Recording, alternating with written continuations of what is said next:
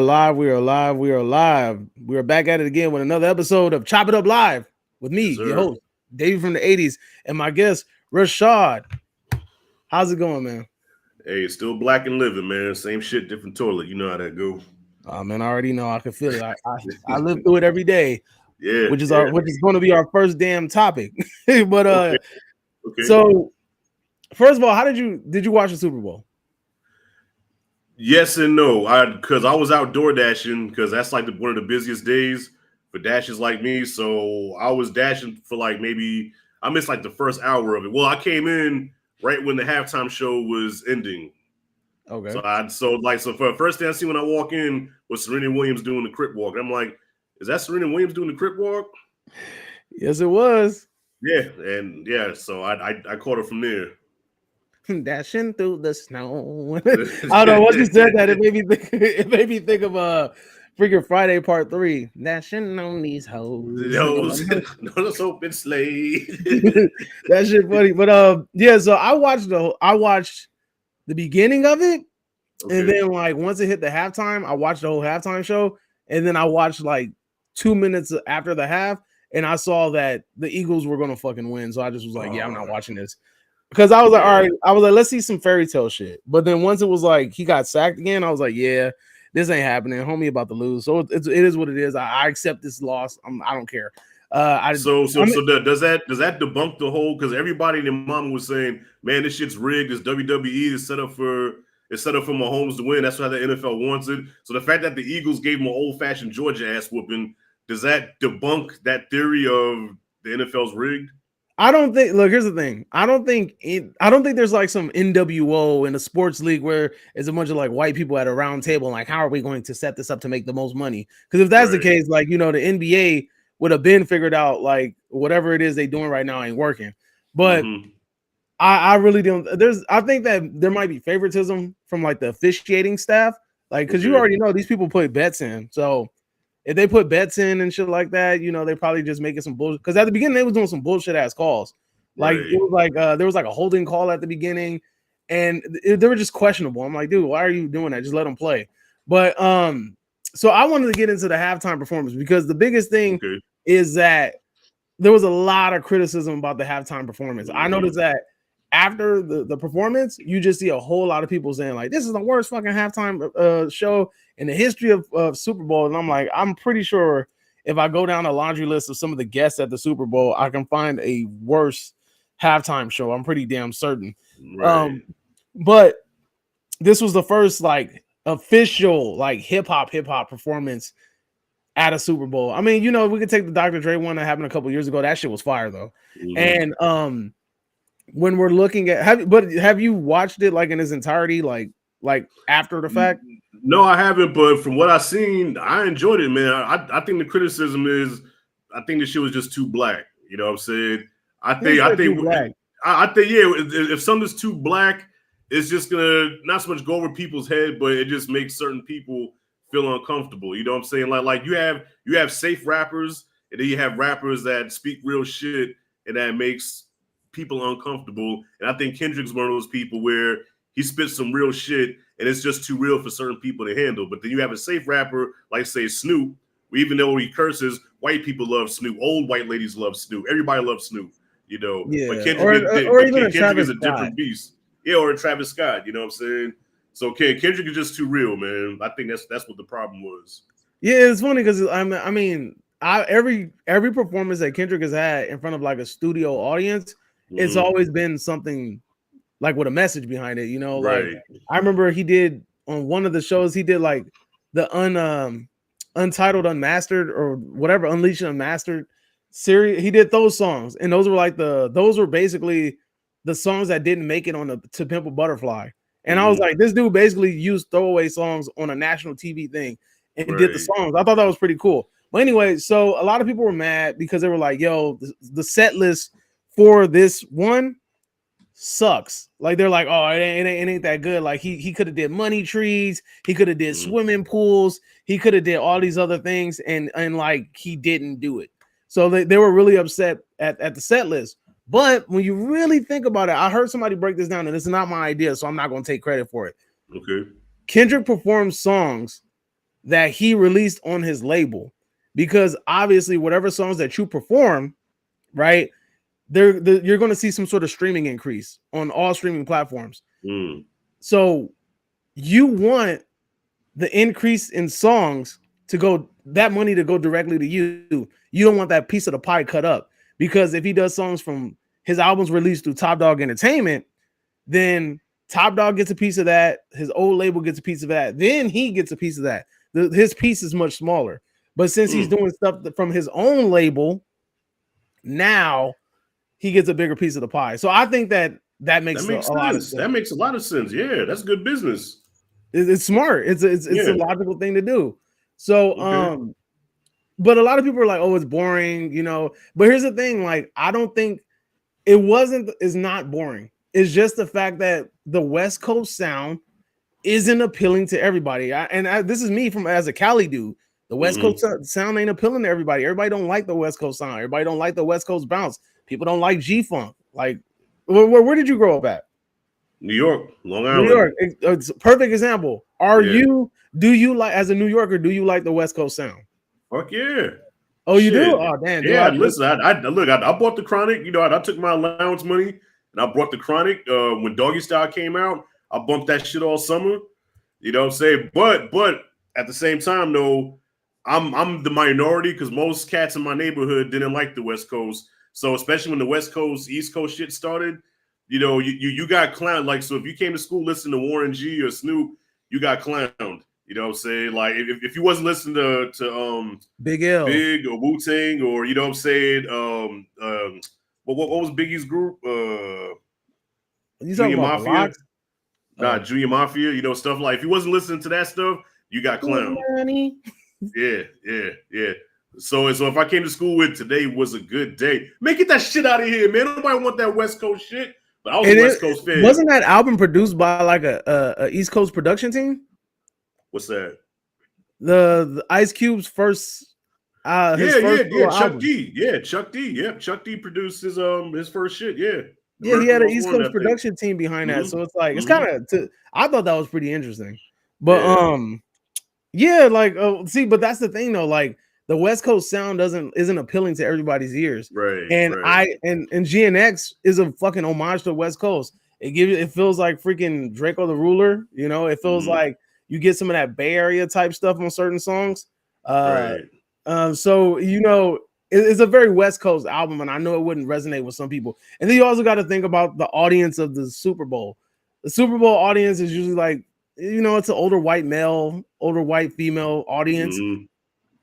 That's not going to appeal to them. You know what I'm saying? No. And I saw the reaction too, like, because the camera went up into the crowd, and like everybody was just like sitting still, just like, we don't get it.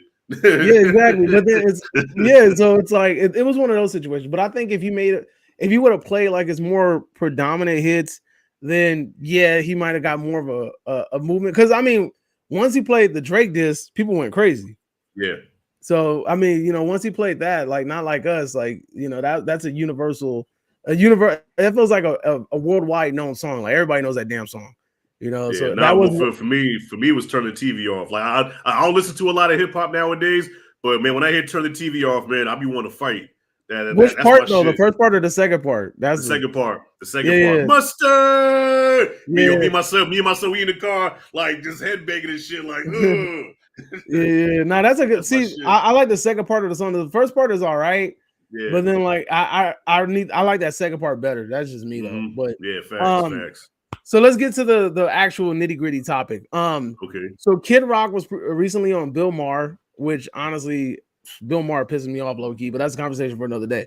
And they were talking, and he was talking about the performance at the Super Bowl. Now, Kid Rock giving himself way too many flowers, trying to say like, oh, like, you know, I was originally Mr. Badass, middle finger to the industry. You know, I did things my way, and I understand black folks because, you know, I'm a part of the culture. Like, you know, I'm into graffiti and breakdancing and rap and shit like that. So he was like, so I'm kind of like, I'm more knowledgeable than the average white person when it comes to hip hop. Do you agree with that statement? No. Yeah. Kid Rock is the embodiment of a culture vulture. You know what I'm saying? Like that. Now he's on his redneck shit where, you know, he he even said so himself. He had to get in touch with his inner whiteness, But he started out a hip hop head. He started out, DJing and rapping and stuff. So he ate off of our culture. He became a name off of the culture. And then once he blew up, that's when he started becoming this redneck, conservative, Trump-loving MAGA motherfucker. You know what I'm saying? Nah, fuck Kid Rock, man. I ain't got no love for that motherfucker. Yeah, because I'm like, dog, if you would have played ball with the ball at the stadium, like, that shit wouldn't ain't nobody gonna be moving to that shit. They're gonna be like, yo, that's a song from Tokyo Drift. But check it out. I give him this though. I did see him in concert though. I think it was the Up in Smoke tour back in like 99, 2000 or whatever. And I think he was the second act because I think the first act was Red Hot Chili Peppers, and then it was him, and then Dre and Snoop was like they closed the show. That is a crazy set list. You said Kid Rock, Red Hot Chili Peppers, and then Snoop and Dre. Yeah, that is a crazy ass set list. But continue. Yep, Snoop, Dre, Exhibit, and Eminem. So Kid Rock stole the show. Like when he came out, that nigga put on a show. I didn't mean to call him a nigga, but he put on a show. Like this motherfucker was on stage doing his thing, right? And then he went from rapping to getting on the drums. He was playing the drums and shit. Jumped off the drums, got on the turntables, went to scratching and mixing and. Like, this dude was a beast on stage. I was like, I never seen nothing like that, man. So I will give him that. He is a performer. He can perform his ass off, but he's an asshole. Yeah, but then also he has that type of music that gets a crowd hype, if you know what I mean. Like, it's kind of like Little John, like, like crunk music, that crunk music area. Once you have that certain music that gets people like jumping and in it, like you can get that energy released in people. It's like fucking Korn at Woodstock 90, whatever the hell it was. Facts. Like once they performed, that shit went crazy, and that's when a lot of stuff got destroyed. But anyway, to the point. So he's talking, and he said something, and I low-key agree with this part. He said that Kendrick Lamar and Jay-Z should send a bundt cake and a 6-pack of beer to Colin Kaepernick because without him like kneeling, they never would have been in this situation. He talking out his ass, man. I know he's talking out of his ass. He's talking out of his ass. But honestly, the NFL did low-key create this whole like what is it? Racial relations shit. Like was based off of like the kneeling and the Colin Kaepernick and then all the hostility that was kind of growing within the teams. So he technically ain't wrong. As much as I hate to admit it, in that regard, he ain't wrong. He's out of line, but he's right. Right, exactly, right. Hey, he's out of line, but he's actually right. He's right. Yeah, so I mean, he was right in that regard. But I think that the NFL choosing Jay-Z to like curate the Super Bowls was the smartest thing they could have did. Because I mean, let's be honest, like pop culture, like black culture is pop culture. You know what I'm saying? We create a lot of the waves that the world follows. The reason why they put these rappers in these weird ass clothing is because they understand that putting them, they understand putting these clothing on them puts your style, your stylistic vision, the next wave, it puts that in front of millions and millions of people. So it's like if you can catch the rapper at a good time in his career, you have the possibility of starting a new wave or pushing your trend forward, Because I mean, look, baggy clothes came back, I didn't think it would happen, but baggy clothes are starting to come back. Oh shit! I think I froze, man. I think you did too, and it's funny because you closed your eyes, so it looks like you take. I know. I'm looking. You know what? Because my laptop's fucking weird, man. Don't worry. I'm not gonna be on my Q review shit. Let me see if I can get out and come back. He took a nap, but anyway, let's see. Would you go back out or come back in? Yeah, I'm trying to do that as my shit. I don't know why it does this, man. My laptop is fucking retarded. Hold up. Oh man. It's funny because it really legitimately looks like you taking a nap. I thought for a minute I was boring you. But anyway, y'all. So we're gonna continue the conversation as soon as Rashad gets back. But how many of you guys in the comment section or in the chat right now? So chat chime in while we're waiting for Rashad to come back. Did you guys watch the halftime performances? What did you think about the halftime performances? Did you guys even watch the damn Super Bowl? Those are conversations that I want to have with you guys real quick. If you guys don't mind, share your thoughts and opinions on the Super Bowl. Did you guys check it out? Did you like it? What did you think of Kendrick Lamar's performance before we actually get into dive deeper into what Mr. Kid Rock said about his performance? Let me know in the comment section down below while we wait for Mr. Rashad G to come back. He said it's Q review stuff.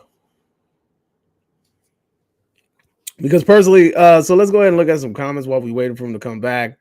Renamon earlier said that I check out Hard Eyes. I do want to see Hard Eyes. I've been wanting to go to the movie theaters and watch it because I'm a sucker for like holiday themed horror movies. I have not had a chance to see that. I'm kind of waiting for that to hit streaming. And then also I'm waiting for that that other movie with Homeboy from Huey from fucking The Boys. Huey from The Boys has a horror movie. I think it's called like The Companion or something. And I've been wanting to see that. So I'm waiting for that to hit streaming as well too. Hey, look, you're back and you're moving. And that's look, it happens once every damn live stream, man. So I'm used to it by now. It shouldn't happen. It shouldn't happen no more. But for whatever reason, it'll just freeze. Then I got to start up and come back. Karma says Kid Rock is a hillbilly. It is. Karma is a hillbilly. That's what she said. Karma said Kid Rock is a damn hillbilly. Which I mean, I completely 100% agree with that shit. He is like kind of like the epitome of a freaking hillbilly. But yeah. So the next part of his commentary, this is where it gets kind of weird. This is where the DEI shit comes in. And also, we got to talk about the word DEI. We got to talk about that word too in a minute. But Kid Rock said that the performance was the epitome of DEI because everybody that was involved in that performance was black. So that's what he said. He's like, it's the epitome of DEI because everybody involved was black. The dancers, the people running around, everybody was black. Now I didn't get a microscope and a lens to see that every single person was, you know, black, and I didn't get a blood count and see if they, you know, met the 1-drop rule requirement. But right. you know, but what do you think of those comments that because every performer on the stage was black, it was the epitome of DEI? Well, do you see any black people when Taylor Swift performs? Yeah, I don't. You know what I mean? I don't watch Taylor Swift perform. I'm just gonna go ahead and guess no. Yeah, I'm just saying, like, I think she performed the Super Bowl before, or you know, like, I don't know. Whenever you have all black something, motherfucker got a problem with it. You know what I'm saying? And this kind of reminds me of when Boomerang came out. Right? Remember the movie Boomerang with Eddie Murphy? There was controversy when that movie came out because there were no white leads, and white people were mad, saying that, wow, how can you have this movie here with all black cast with no white leads, and that's kind of racist. But yet when Boys in the Hood came out a year before about black people killing each other, nobody white said shit. Damn. You know what I'm saying? Like it's almost the same thing, man. So, man, where's the white lead in Juice? Exactly. Yeah, Menace, Juice, all those movies, but you had a movie about these successful black people, these successful black executives that work good jobs, that make good money, and you don't see no white people around. They can't fathom that. Like this shit ain't believable. It's not believable. How you have all these successful black people? There's no white people around, you know. So it's almost like the same thing here. Like you can't have a performance with all black people without somebody saying something. But yet Madonna or Taylor Swift or shit, who else, man? Whatever. Lady Gaga. Lady Gaga. No black faces, but they just say, well, it's art, it's music. Why you have to make everything a race thing? Man, get on my nerves. But another thing too is the fact that we are in the month of February, which means what? It was Black History Month, but they're trying to erase that now. Yeah, that's a different conversation. But right. We're in the month of February, Black History Month. You have Kendrick Lamar who curates a lot of pro-black albums. So it's like when you have him on stage and every one of his performances, like if you've ever watched his performances in front of studio audiences, they always have an homage to the black experience in America, you know, or just the black experience in general, you know. And like he was performing the Black or the Berry on one of them things, and he basically did the whole performance like in a jumpsuit, like he was in prison with chains on, you know. So it's like you know, he's always done these things. So it's to me, it's like people that are not familiar with him, they're surprised by this, but people that are familiar with Kendrick Lamar, like you're not surprised at all. Again, like let's go. All they gotta do is go listen to Pimp a Butterfly. You listen to Pimp a Butterfly, all your little questions will be answered, because that again is one of the album curating the black experience in America and basically talking about what we can do as Black Americans to better ourselves and to kind of uplift ourselves, things that weren't taught to us You know, he talks about generational wealth. He talks about the idea of like finances and things like that. And it's a lot of topics on there to be honestly dissected. But anyway, to the point. But you know, and the fact that even that people were mad about the Black national anthem being sung before the Super Bowl, it's almost like it's not okay to be black now. It's almost like being black is controversial and not cool. To be proud of your blackness, you know what I'm saying? And that's why it's funny with Jay-Z, because Jay-Z is one of the most out of touch motherfuckers now when it comes to hip hop. Like he's so big now where he can't even relate to us anymore. But I will give him the fact that he is responsible for what we're seeing now, because you have this pro-black performer like Kendrick on a world stage at the Super Bowl doing this thing, and people just lost their minds. Like, yeah, because the fact they're calling it the worst freaking performance ever, that just tells me how out of touch you are. Because I mean, again, you know, like those wouldn't be the songs I selected, but at the same time, from like a financial standpoint, knowing that you don't get paid for the freaking Super Bowl, it was the smartest thing that he it was the smartest decision he could have did. Like, you know, he puts more money in his own pocket, and then you know he's basically promoting his brand new album. It's the smartest thing he could have did.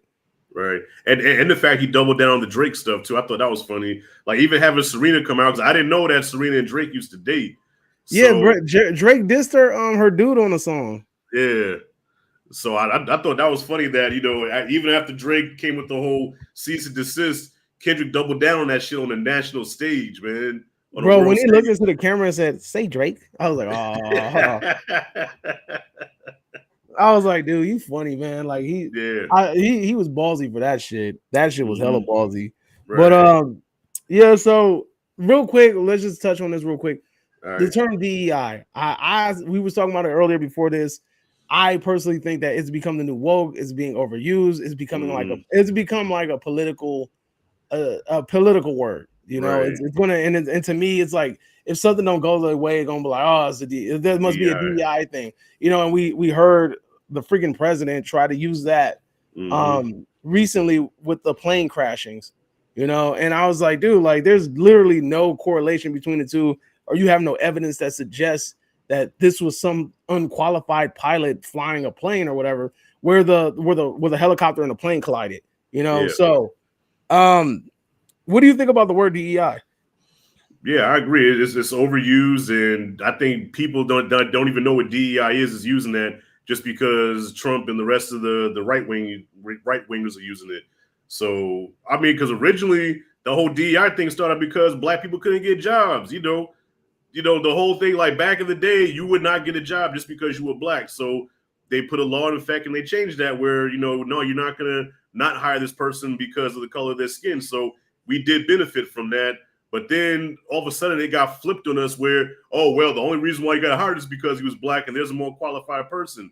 So it's crazy how they took something that worked to our benefit and now turned it into, now we're the villains, we're the bad guys. You know, now people can't get jobs because of us. Like how did the shit get flipped on us? You know, and now they're using that to villainize black people. Exactly.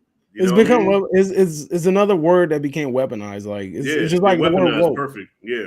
Yeah, like the word woke. Woke is used for every damn thing. Like you have I remember watching I think it was some remake of a horror movie. I forgot which one it was. And like as soon as I look in the trailer, I bullshit you not, there's literally one black guy in the trailer. Just one fucking black guy. Someone was like, oh, look at this, woke, look at that. They gotta have look at that. Look at diverse casting. I'm like, what? Just because there's one black person in it. I mean, dog, we can go to any horror movie from like the early 2000s and we can find at least one black person in this movie. Like, you know, we weren't screaming about that shit in the early 2000s. Like, it wasn't even a big thing. It's not a big deal. But yeah, I just feel like it's being overused and they're weaponizing it. And honestly, I hope that word meets an end very soon. But moving on to the next topic though, Cobra Kai, man. Cobra Kai. I see that you had Cobra Kai on your Mount Rushmore of greatest shows of all time. That's just me. That's just my personal opinion. I would have to honestly, I would have to sit down and really think about that. But I honestly just started getting into shows. I just couldn't. I didn't want to invest too much in the shows because it felt like too much of a commitment. And lately I've been doing it more often. I've been investing into the show. So I want to say that Cobra Kai kind of got me into the whole investing into a show thing. Because usually I couldn't see myself sitting through a whole season of anything. But lately, I mean, Cobra Kai kind of got me into it. They suckered me in. But yeah, I feel like Cobra Kai ended perfectly, which is a hard thing to do. Like, yes. I really was afraid that they were gonna fuck this up. Like, I thought they were gonna mess it up. Same here. It couldn't have ended any perfectly, like in my opinion. Yeah. It was pretty predictable, but I mean, it wasn't. This is the one time where predictability wasn't a bad thing, because to me, it was the only way to make it end while making sense. You know?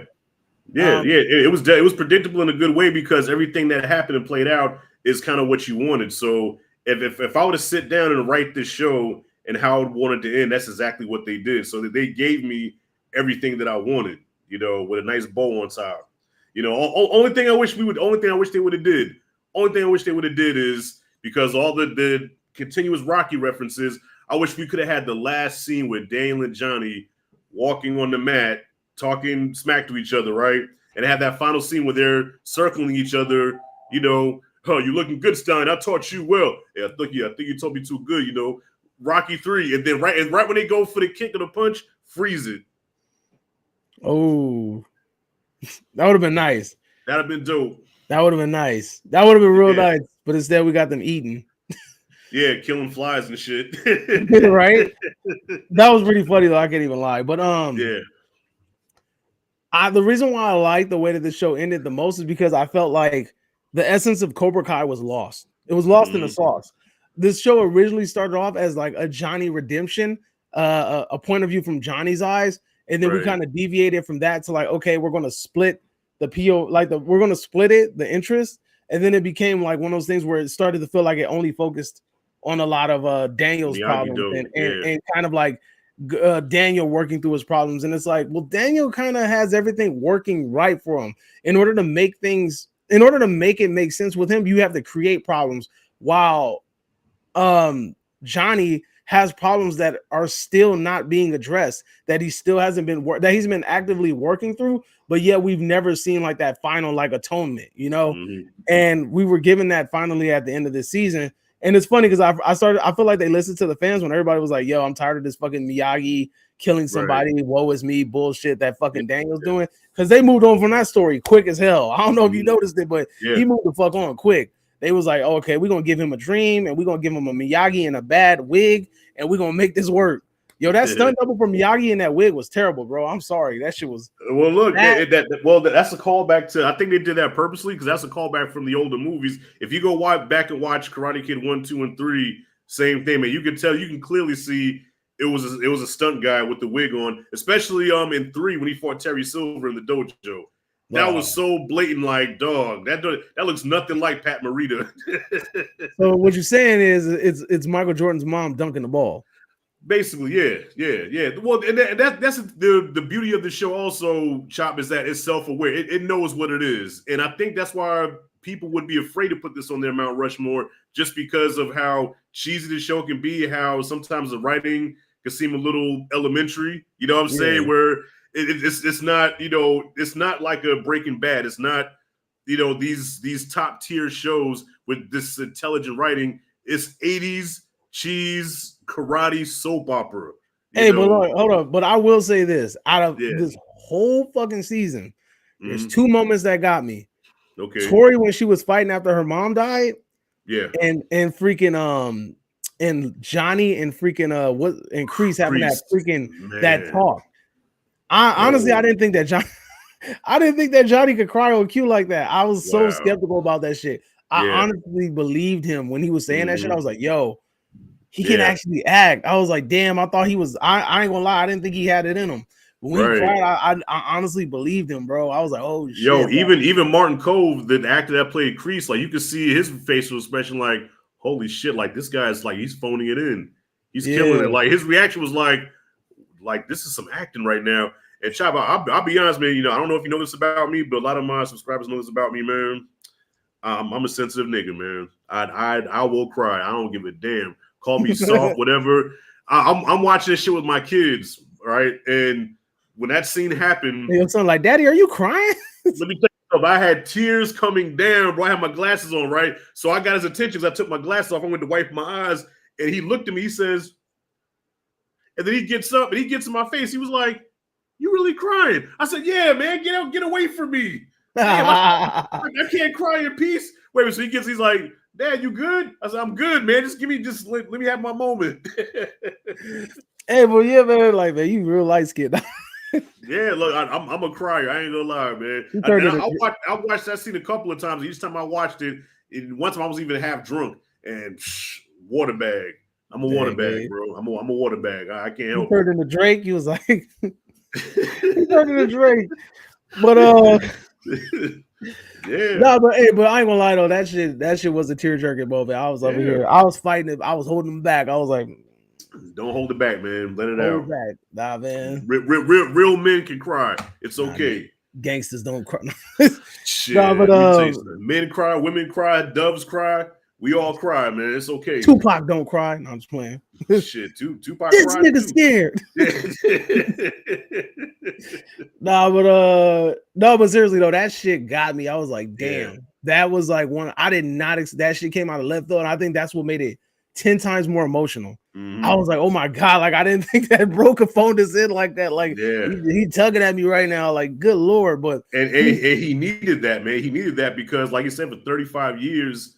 He carried that, man, and made and like kind of fucked his own life up because of that situation. Not only losing the fight, but having his sensei, his father figure, abandon him.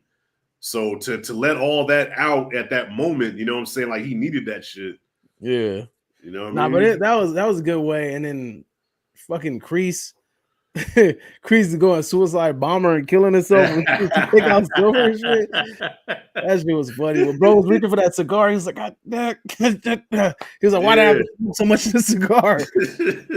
I bet you was regretting that. He was like, damn it, if I just would have just maybe not lit the cigar so damn early. Man, that shit was so 80s too. The way the boat blew up, I was like, yep, this is like some 80s. Dog. That CGI that they used for that shit looked horrible. Yeah, it was. That shit was horrible. And then also the scene too where they lit the coffin on fire.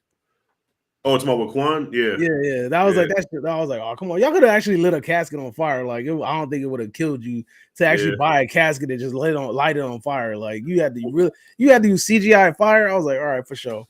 What about the CGI the AI Pat Morita Miyagi when he was it was cool, but until he started talking, you can really notice it when he started talking. Like when he's standing still, it's fine. But when he started talking, like it looked like one of them old like kung fu movies. Like his mouth wasn't matching what he was saying. So I was like, oh man, I noticed that too.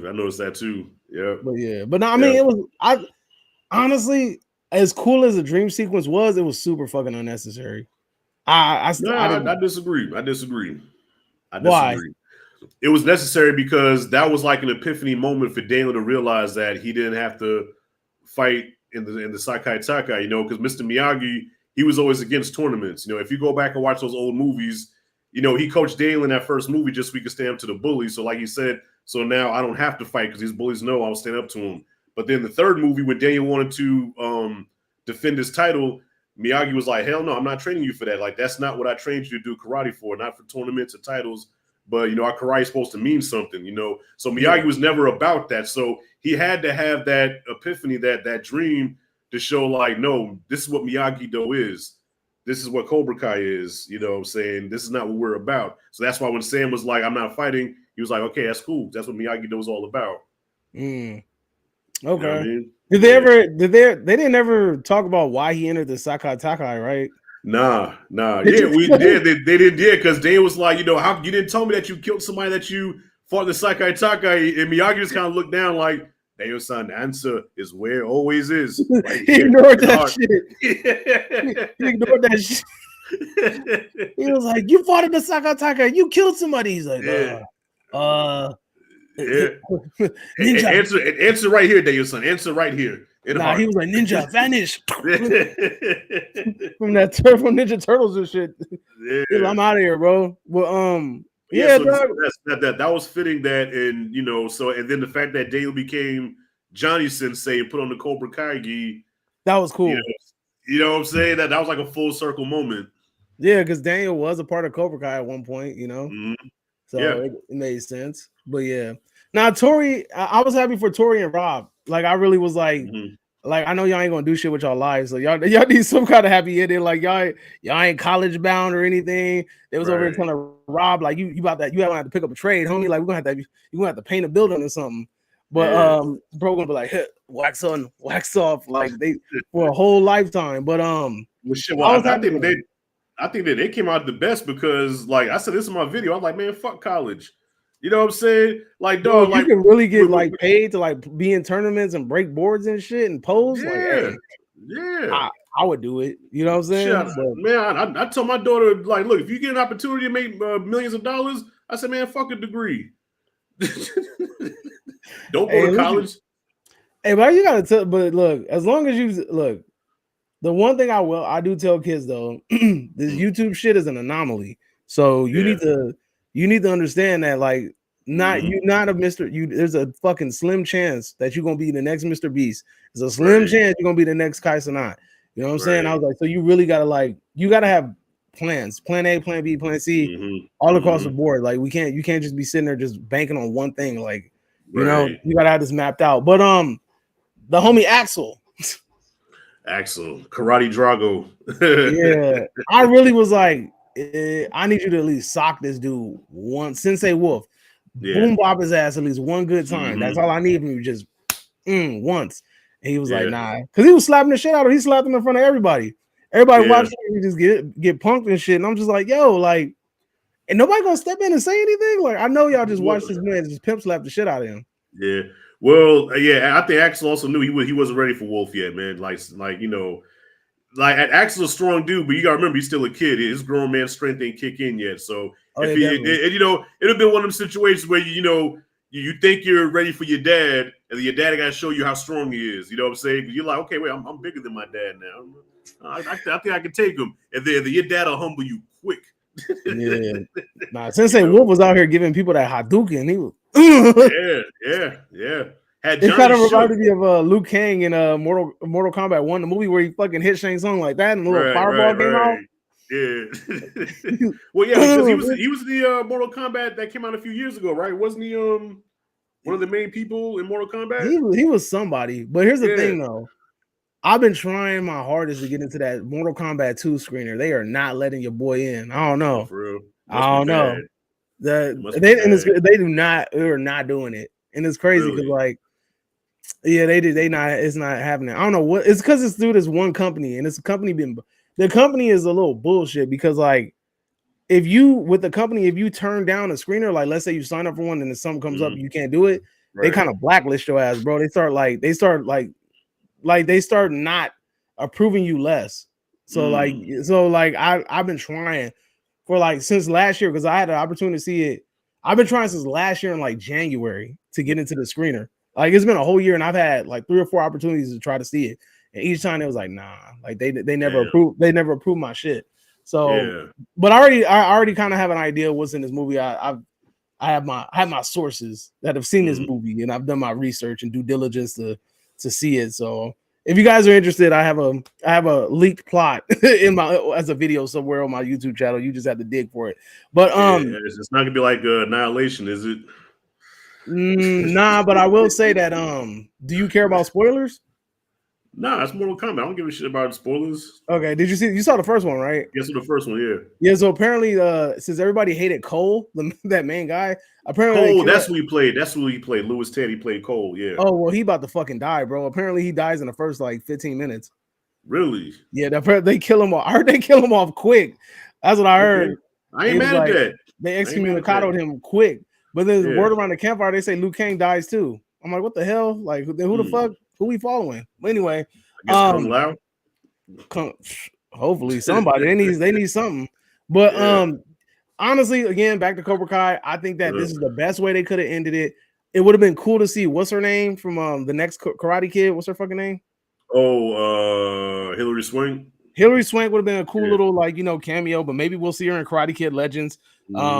Apparently Jackie Chan and this fool Ralph been running around LA filming in downtown. So, and it's crazy too, because like the scene where they was driving a car and shit, that's like that's in a bunch of places in LA. I was like, oh, I noticed a lot of them spots. It was in Burbank for some of those shots. But yeah, I'm looking forward to Karate Kid Legends, and it's cool to I'm looking forward to see Jackie Chan back in the fold and them tying these two universes together. Like, I think it's really cool.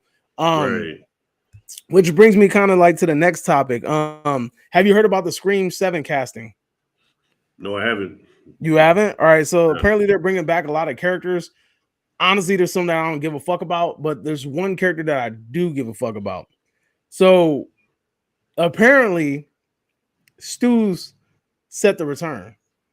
In what capacity? I don't fucking know. I'm feeling woozy, man. He coming back apparently. You cut me too deep. I think I'm dying here. Yeah, exactly. So apparently, he's coming back. And there's a couple of other people that are thought to be like dead or something, or I don't know what the case may be, but they're from previous Scream movies. They've been signed on too. But the one to me, Matthew Lillard, was the biggest name where I was like, what the fuck? Because there's been years where people were theorizing and throwing out these ideas like, you can bring Matthew Lillard back. You know, the TV following him doesn't have to be the end all be all. Like, he could have survived it, so on and so forth, whatever. But I think that if he does survive, him not being mentioned for 6 fucking movies doesn't make sense. Chop, let me tell you something, man. This whole franchise doesn't make sense, dude. Like, let me tell you something. I am not a fan of the Scream franchise. I love the first movie. The first movie was lightning in a bottle. First movie was special. All right. Second movie was mid. I didn't watch 3. I didn't watch 3. I don't think I watched 4. I watched 5 and 6. And 5 and 6 was like, Ghostface has got to be the worst damn slasher ever. He can't kill crabs, man. This motherfucker can't kill nobody. You know what I'm saying?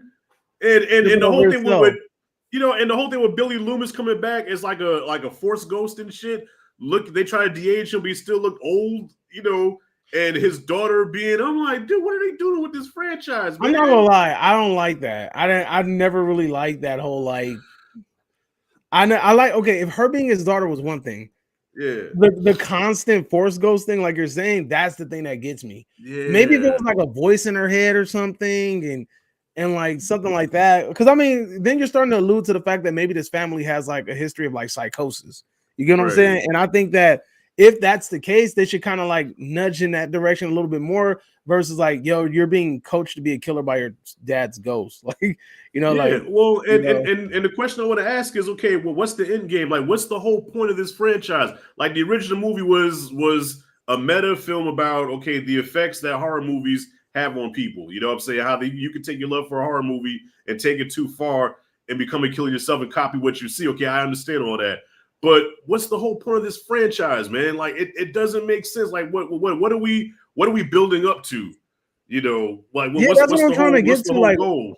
Like Sydney or Neve Cambell having a whole nother movie to herself, where she is the final girl, she's the main person, she is the focal point. Why does anybody want to kill her still? Right.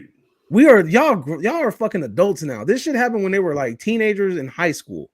You are grown ass adults. Exactly. You're grown ass people now with kids and families and shit. What purpose does this play now? Like, now it makes me wonder if they're going to like have Matthew Lillard. Because all right, here was the fan theory. The fan theory, and if you guys see the thumbnails from this fan theory, somebody created this image of Matthew Lillard with like a scarred up face. And they're saying that he survived the TV smash scene, right? And he's been locked up in a mental institute for all these years or whatever, like that. And I swear to you, if they run with this idea, I'm gonna be pissed off because you stole this shit from Twitter. Like that, to me, that would be the most unoriginal storytelling ever, where you just take something from somebody on Twitter. Like if you did that, you better break them off or something. But anyway, so they theorize that he'll be in like a mental institute or whatever, and he could be coaching the next Ghostface from the mental institute or whatever, And I mean, I could kind of see that we could be playing like this kind of Silence of the Lambs homage thing, or like Red Dragon type deal, that kind of shit. Like I can see that, and that'll be a cool direction to go in. But I'm starting to feel like Scream, the idea, the concept, everything about it is just feeling too repetitive. Like the whole whodunit thing just ain't enough. Like I'm really sick and tired of like, okay, this person's probably the killer, and then that person's the killer. You know, like it feels like Saw, like where you watch the Saw movies, you're just trying to guess the twist at the end. Right. It's like you said, it's just repetitive, redundant. You just the same shit over and over again. And it's like, come on, man, shit's stale now, man. You know, this whole Scooby Doo mystery, it's an outdated gimmick. You know, it's a gimmick that worked in the first 2 movies, but now, like, you know, reinvent yourself, do something. I don't know, either just end the franchise, or just go into a different direction. Now, there's 2 things that I want to say. One, I think that they dropped the ball in the last movie because they had an idea to do something really different, and they fucked up. You saw the last movie, right? I did. I don't remember a lot of it, but I did. The only thing I remember is him shooting that shotgun in the store. Nah, fuck all that. Remember the beginning where they show the Ghostface killer at the beginning, right? Yeah. The guy that goes and kills the dude in the alley or whatever, and goes home and takes his mask off and shit. And we see him like, okay, cool. We know that. I think that they could have went with that. We know one of the killers, and he's maneuvering through the crowd, like in the circle, and he's trying not to get caught, while simultaneously maybe having an accomplice in the group. So that keeps the idea the same, but also freshens it up a bit because we know already one of the killers. And we're watching him maneuver within the same audience and trying not to be captured and things like that, and see him like removing stuff from situations and like, oh, he left. He's probably about to pop in right now. Like, you know, I feel like that will add a different layer to it. I feel like that would have been cool. Right. But they fucked it up because he dies in like the first 10 minutes of the movie, and you know that it literally went nowhere. It was done for nothing. Yeah. Another thing that I had, so did you ever watch the MTV Ghostface series, The Scream? No. The first 2 seasons are all right. Okay. So I watched it on Netflix like a few years ago when I moved into this place I'm staying at right now. It's actually pretty damn good. And the Ghostface mask, even though it took some time, like at first I didn't like it. Like to me, it looked like a blow-up doll. And and like it grew on me after a while. Like I was like, yo, this mask looks kind of crazy. Like when you look at it and like, you know, the design or whatever, like it's kind of cool. Like it's his own little shit. And I had the opportunity of meeting the person that plays Ghostface, like one of the killers from the TV show. I had a chance of chopping it up with him at a convention recently, and we were just chilling. His name is Amadeus. And we just, you know, chopping up or whatever. And he said something to me, and I was like, you know what? That wouldn't be a bad fucking idea. You know, he goes like, oh, I will. He was like, I wish they would find a way to like, if they're finding ways to bring back all these other fucking people that are dead or whatever the case may be. He was like, I feel like they can easily find a way to tie in a TV series into the movie universe. And I was like, you know what? I was like, you know what? That would be a pretty good idea because the TV show follows the same rubric, but at the same time, it's different motives behind it. So like the TV show is like, there's this kid who was like being like bullied and picked on and shit because he had a weird looking face, and he had like facial surgery to like fix it. But while he had the surgery, he had to wear like this. You know how like when wrestlers fuck up their nose and shit, or like basketball players, they got to wear that little Phantom of the Opera mask. So he had to wear a mask that was constructed specifically for his face, like to protect it while his face healed from the surgery. So the mask looks like the Scream mask from the TV show, and people were clowning him, making fun of him, so on and so forth. And what ended up happening was like, I think he got him and his girl, like he liked this girl, but the girl had a boyfriend, and like the boyfriend saw that, and they basically like him and his homies jumped him bad, boom, boom, boom, boom. They put the beats on him, bro. The A-Town stomped on his face, and what ends up happening is he gets mad and then turns into like straight up school shooter mode. He goes into the school, he gets revenge, he kills all these people or whatever, and then there's like this freak.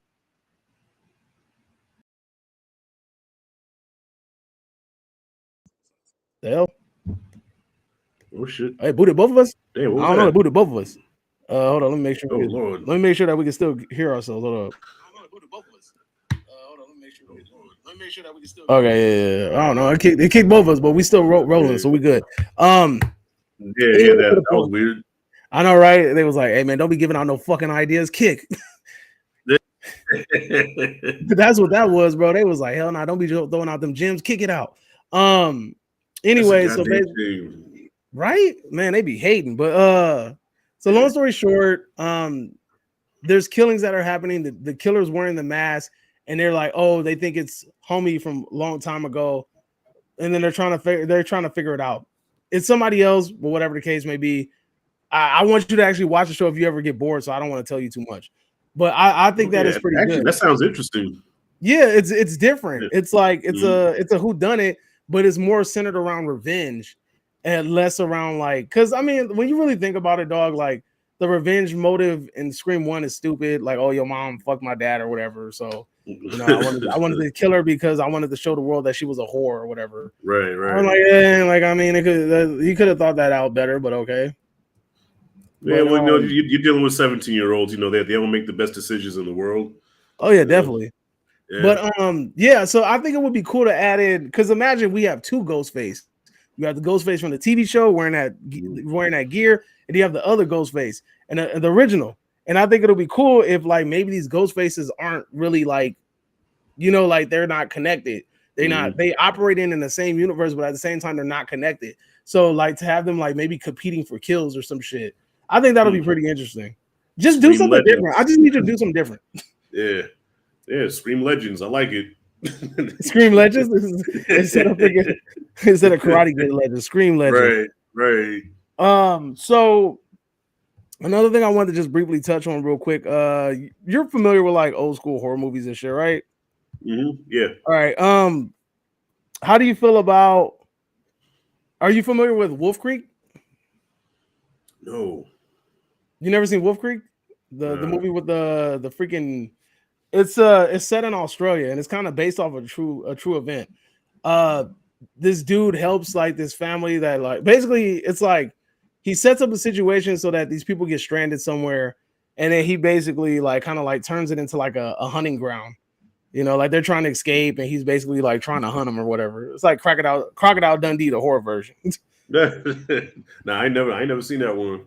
Oh, the reason I'm bringing it up is because this company called Cineverse, who you might be familiar with because they are the distributors of Terrifier 2 and Terrifier 3, they got the rights to Wolf Creek. So I think they're gonna create another sequel. And they also have the rights to My Bloody Valentine, which they're going to create a remake of that, I believe. So what do you think about My Bloody Valentine getting a remake? I know you've seen that. Damn, dog, the look to the side. You never seen the My Bloody Valentine? Not the original. Okay, that was one of those ones where I always pass it at the video store. You know, so if I'm in the horror section, My Bloody Valentine, no, let me grab Leatherface Texas Chainsaw 3. You know, you saw the miner with the little pickaxe or whatever, and you was like, I'm gonna go with somebody actually know. You know, because there was a lot of movies like that. Like there's a lot of classics that I haven't seen that just like, for example, I'm just not now seeing City of God, which I've heard about over the years. The people even that's a good ass movie, bro. Dog, that's the one that's set in like Jamaica or some shit, right? Brazil. There you go. Yeah, I know it was someplace where they look black. Yeah, dog. It's Menace to Society, but in Brazil, in a lot more grittier. You know what I'm saying? And I watched it. I was like, how the fuck did I ignore this? But every time I went to the Blockbuster, City of God, that's a Christian movie, right? We put that aside. We grab Armageddon instead. You know, Armageddon. Yeah, but City of God is good. There's another one from El Salvador called Sin Nombre, SINNOBRE. That one's about like this dude that is a part of a gang in Salvador and he's just trying to make it to America or whatever. And then he ends up getting a green light put on his head. So you should watch that one. That one's a good one too. Okay. I think somebody mentioned that in the comments too. They was like, yeah, you need to watch the one you just mentioned. Okay. You know, but My Bloody Valentine, I've always seen it, but I just never watched it. I mean, I can't blame you. It's not like some household name, but I will say that the first one for its time and for like what it did, it's pretty good, bro. And to me, it holds up. And also the practical effects were pretty cool. It's like a Canadian film or some shit. But I just think that is crazy because this company got Wolf Creek, they got My Bloody Valentine. So basically, Terrifier, them getting Terrifier, really like boosted their ability to acquire IPs. Right. And then they recently also got the rights to Highlander. Really? Okay, now that one I'm familiar with. So I was like, Highlander, maybe you know that. Yeah. The first one, I don't acknowledge the quickening. I mean, I don't know. I know of Highlander. I've never watched it. The only reason I know about Highlander is because of this. I remember in the 90s, Edge from WWF got casted in one of them fucking Highlander movies. And I wanted to watch it just because I was a huge WWE fan. Yeah. So, I forgot Edge is in one of those movies. Yeah. I forgot about that. One of those, which one? I don't fucking know. But he was I think it was Highlander Endgame or something. Yeah, because I only watched 3 of them. I watched the first one, then there was The Quickening, which is one of the worst sequels ever of all time. The Quickening? That sounds Quickening. terrible. Yeah, it's as bad as this. And then they did a third movie where Mario Van Peebles was the villain. I remember watching that one and it being kind of bad. But yeah, that first one's classic though, man. I definitely highly recommend that first Highlander movie. Okay. Yeah, but I just wanted to acknowledge that the small time company is acquiring IP. And I think that's a good sign that it's on its way up. So Terrifier is doing some positive things for small time distributors. And I'm pretty sure they made a butt ton of fucking money off of Terrifier 2 and 3 alone. So and I think 3 didn't 3 do like about 100 million? I don't know if it crossed 100 million, but I know for sure it hit I think it was close to 90 million the last time I checked. It came close. But the fact that it was done on like a $5 million budget, like that's crazy. Yeah. So shout outs to them, dude, because that's like the epitome of like what you want to do as an indie filmmaker. You want to make it happen like that. And honestly, you got to thank Terrifier for all these Fathom events, the Pooh Blood and Honey. Them motherfuckers would be making a dime if it wasn't for Terrifier, to be honest with you. Terrifier kicked in the door, bro. Like Pooh Blood and Honey, The Grinch, this Mickey Mouse movie that's coming out, Stream, all of that shit. Like they really got to thank Terrifier for it, because if I don't think modern audiences will be taking gambles on these like low budget indie, old school grindhouse type films if it wasn't for Terrifier. So they need to see did you see the Peter Pan one? No, I wanted to, but I just didn't have the time to see it. I'm kind of waiting for it to stream. The only bad thing about like the Blood and Honey and Peter Pan universe, they are bad when it comes to like online. So it's like I'm either gonna have to wait for like a 4K release or like a region-free release. I'm more than likely gonna find a region-free release before I find it like streaming online for like purchase or something. But I heard it's all right. I heard it's decent. I was supposed to go see it, but something happened where I couldn't make it to the movies that night, and it was only playing for that 1 week. I think it was playing for like 3 days, and that's what it was. It had a small release. I think they extended the window another couple of days after that week, but then after that it was finito. Right. But I wanted to see it because out of all the movies, that one seemed like the one that had the most plot. It seemed like it actually had a plot. And it seemed like it actually had characters, and the characters seemed interesting. Like it was actually going somewhere. Like it was actually well written. I know that sounds mean as shit, but yeah. Let's see what else. Did you ever see -1?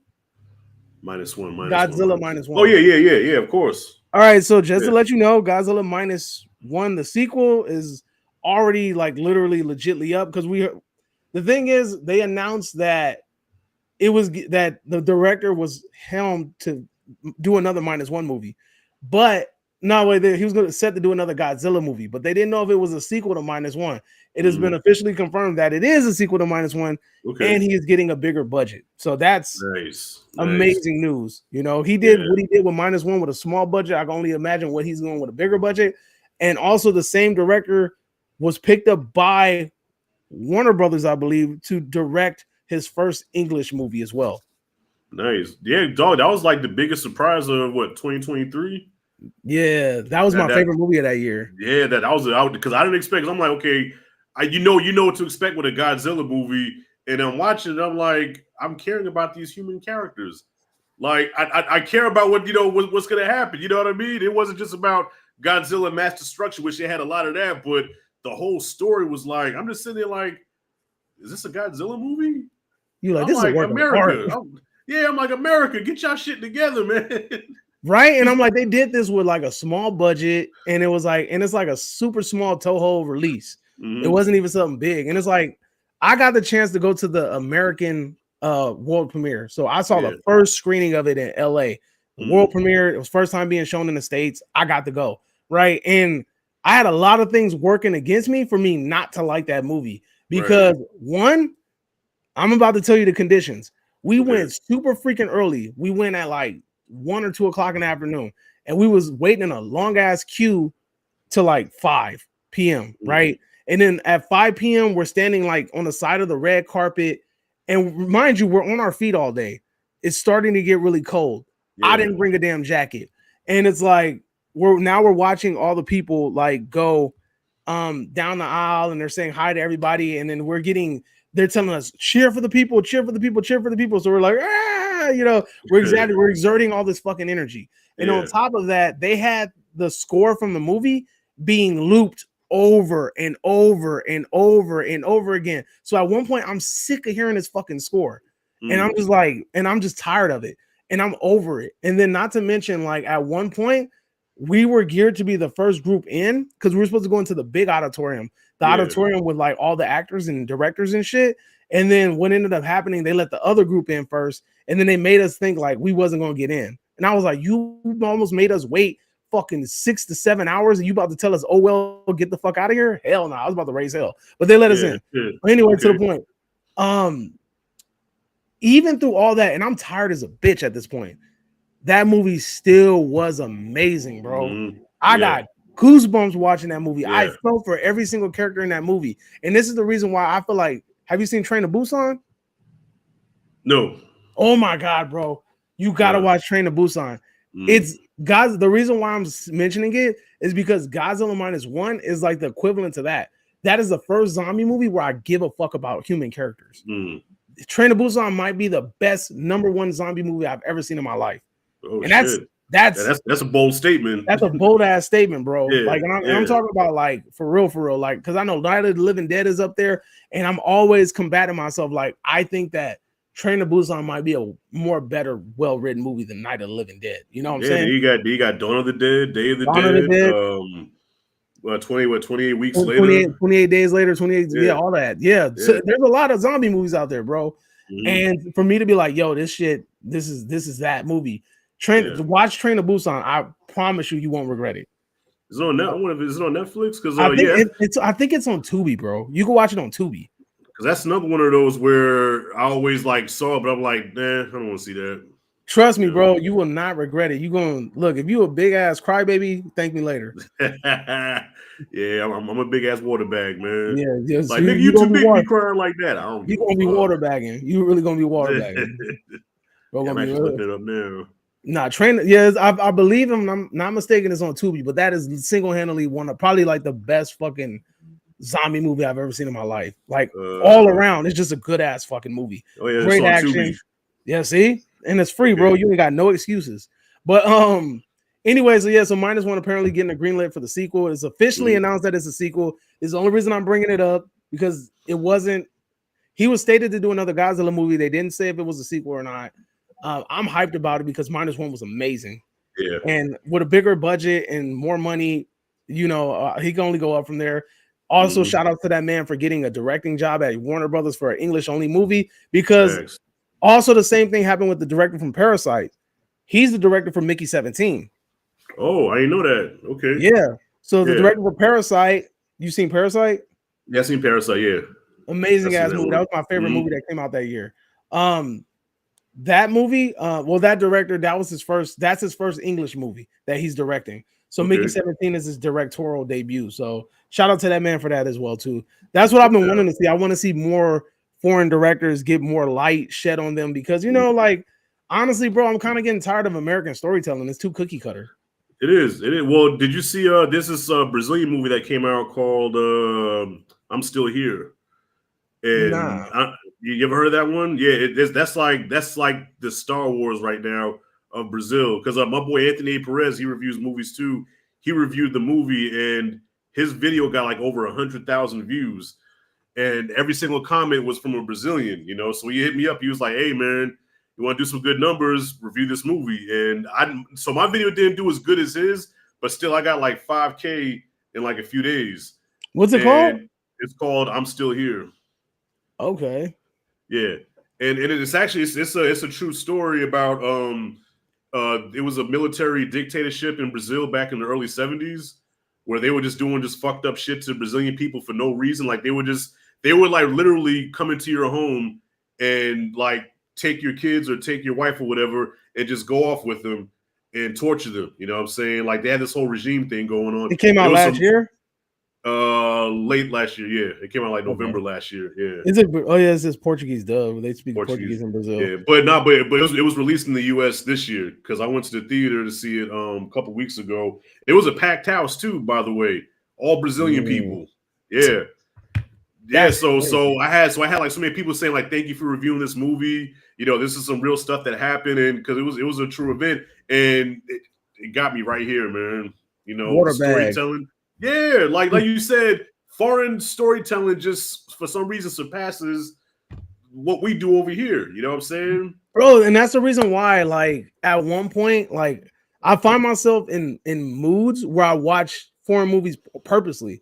Like, there's like a time like where me and my wife was watching Spanish movies, bro. Like movies from Spain, like The Invisible Guest and The Body and Mirage.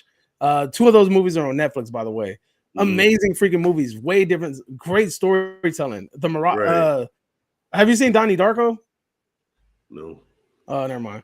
Anyway, like I was gonna say, damn, I got to step my shit up, man. Like you're naming these movies that I've heard of that I know, I just haven't watched them. No, I believe it. If you sitting at home ain't doing shit, you know what I'm saying? Yeah. So just got off work. Oh, Justin said he just got off work. Hey, let me know if you hit home and we still on. If you want to jump on, let me know, Justin. We'll even backtrack and talk Cobra Kai because I know you love fucking Cobra Kai. Hey, Cobra Kai never dies. Exactly. Chris said that shit on the little. He was like, I know it's the end, but just let you know, Cobra Kai never dies. And he walked off. I'm like, bitch, you died, homie. if they bring you back, I'll be mad because there ain't no way in hell you should have survived that. You know, Chris over here drowning in the ocean with cancer, so he should have definitely been dead. That's why Silver. Yeah, because Silver better be dead. But anyway, yeah, just the foreign storytelling. Like I think, like The Invisible Guest. The Invisible Guest is a Spanish movie. It has some great storytelling. It's a cool, and it has one of the dopest twists towards the end of the movie. Amazing twist. If you haven't seen fuck, I'm trying to think. Have you seen Old Boy? Not the one by Spike Lee. That's the only version I've seen. All right, fuck you. Watch the Korean version, homie. Watch the Korean version. Fuck that movie. Fuck that movie. I'm a big Spike Lee supporter, man. That's why I watched it, dog. Hey, listen, bro. I love Spike. Spike is cool in my eyes, but he fucked that movie up. Go watch the Korean version. I think this movie's on Tubi. If it ain't on Tubi, it's on fucking Netflix. Go watch I Saw the Devil. That's a great Korean movie. Amazing storytelling. But I think the problem is though with American movies, like it's all about making a movie that's going to make a lot of money. But of course, it's show business, so your shit has to make money. But with foreign movies, all they care about is the story and telling a good story and making a good movie. Where here, it's not so much we're going to make the best movie we can make. It's more of let's make a movie that's going to make a lot of money. And exactly. And then you have studio interference where there's times when you watch a movie, you'd be like, why does I feel like this is out of place? Or why does it feel like this is filmed at a different time? Because it was. Even with this Captain America movie, they did like 4 reshoots, and when you watch it, you can tell, that was definitely something that they added in just to give the audience more context about what happened. Because for some reason, the executives said, okay, they're not going to understand this, so we're going to give them some composition. You know what I'm saying? And let me ask you a question. Have you ever been to a movie screener? Yes. Okay, so after the movie, let me ask you because this matters. Okay. When you went to the movie screener, was it like an advanced screening or was it like one of them things that came out the week the movie was coming out? I've been to a couple of events. Well, I saw that Amelia Perez movie like a few weeks before it actually came out on Netflix. Oh yeah, but that's weeks. So that's already too soon. So that's too soon. Okay. When you go to like advanced screenings and shit, like super advanced screenings, you have they sit you down and they hand you a fucking iPad. It used to be a piece of paper, but now they hand you an iPad and they ask you all these questions about these movies, right? And a lot of it is like, did you understand this? Did you understand that? Is there anything in the movie that you felt like that wasn't explained well? And most likely, they probably got a lot of people saying, well, I don't know. I didn't understand this part. Because a lot of the times, sometimes they will tell you what you're seeing, but then sometimes they will not tell you what you're seeing. Example, I went blindly into seeing into a screener twice, and I ended up seeing fucking Predator, like not Predator, Prey, the one before that. I ended up watching that twice. And I honestly wanted to walk out the second one, but if they paid me to watch it, so I just stayed. And then also that fucking recently that monkey movie that came out with that singer, the one that Q was talking about. Man, that movie was trash, bro. So check this out. I got a story time. Check this shit out. So I get a screener invite, right? And it's like they're not telling you the movie. All they tell you is this movie is a musical and it's rated R. And I'm like, all right, this got to be the Joker, right? Because it was the only thing that made sense. It has to be the Joker. Yeah. So I'm like, there's no rated R screener like musicals. What the fuck? Like, I'm like, either that or it's going to be the Bob Dylan biopic movie. That's the only thing I could think of, you know? So I'm like, fuck it, I'll go see it. So we're in line and the guy comes out and he goes, look, if you're here because you think this is Wicked or Joker 2, it's not. Go home. And I'm like, nah, this motherfucker's trying to fake us out. I don't believe him. You know? I'm like, he's trying to fake us out, bro. Nah, he was like, I'm not lying to you. I'm being dead serious. Like, it's not. And he was like, I'll give you a free ticket right now if you want, just to like compensate you for coming. And I'm like, nah, he's trying to psych us out. Like, nah, hell nah. He's not gonna get us. And we sat down and the motherfucker was like, you guys are gonna be the first person to see this movie. I hope you guys are excited. Better Man. And I was like, what the fuck is Better Man? I was like, what is this? And I'm like, all right, whatever. I'll give anything a chance.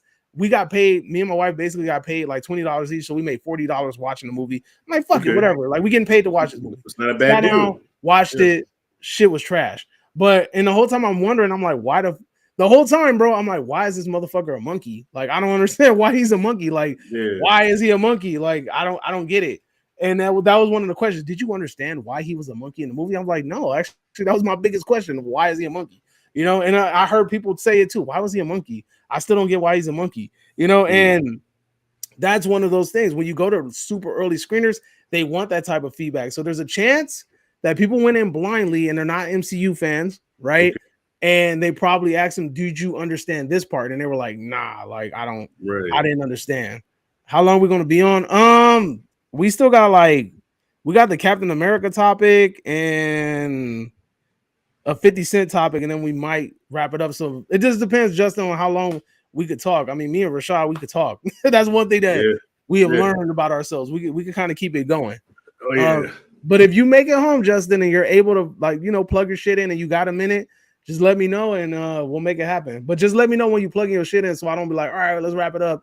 And then you like, all right, I'm ready. And I'm like, oh, it's too late. Like, we already got it. Yo, I know the party ain't over yet. Think so? Right? That was wrong. But no, yo, it's crazy you said that about Better Man though, because my boy Perez, like, he swears by that movie. Like, he had this post, he put a post on Facebook going off on people. Oh, that was him. That was him, yeah. I know who you're talking about because he was in Q's comments, bro. I know who you're talking about. Right. Yeah, he loves that movie. He went and saw it. He said he went and saw it 7 times, bro. He went and saw it 7 times, got the soundtrack. He said it was his favorite movie of last year. He swears by it. Whoa. Yeah. Hold on. Did he see The Substance? Because that was the best movie of last year. Come on, let's keep it a buck, homie. Have you seen it? You watched The Substance, right? Yeah, that made my top 5. Yeah. Nah, that shit was number 1 for me. That was the best movie that came out last year.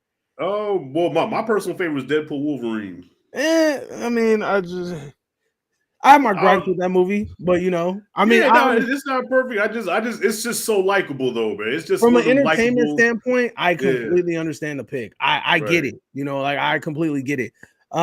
It's one of those. It's a feel good movie. It's like one of those, like, it's basically what you kind of wanted in a Deadpool movie. But to me, it's like I just feel like it just felt like the same old thing, just with Wolverine in it, and I just felt like it wasn't really going nowhere. But that's a conversation for another day. But The Substance definitely made that, like, that was like top 5 for me. Like, I love The Substance. Like, Substance was amazing. Demi Moore in the movie, everything was good. Dog, like as far as theater experience goes, that was one of the most unique theater experiences I've ever had, because when the end happened, when all that craziness went down, everybody around me, dog, including myself, everybody was like, all you heard was, "Oh my god, oh."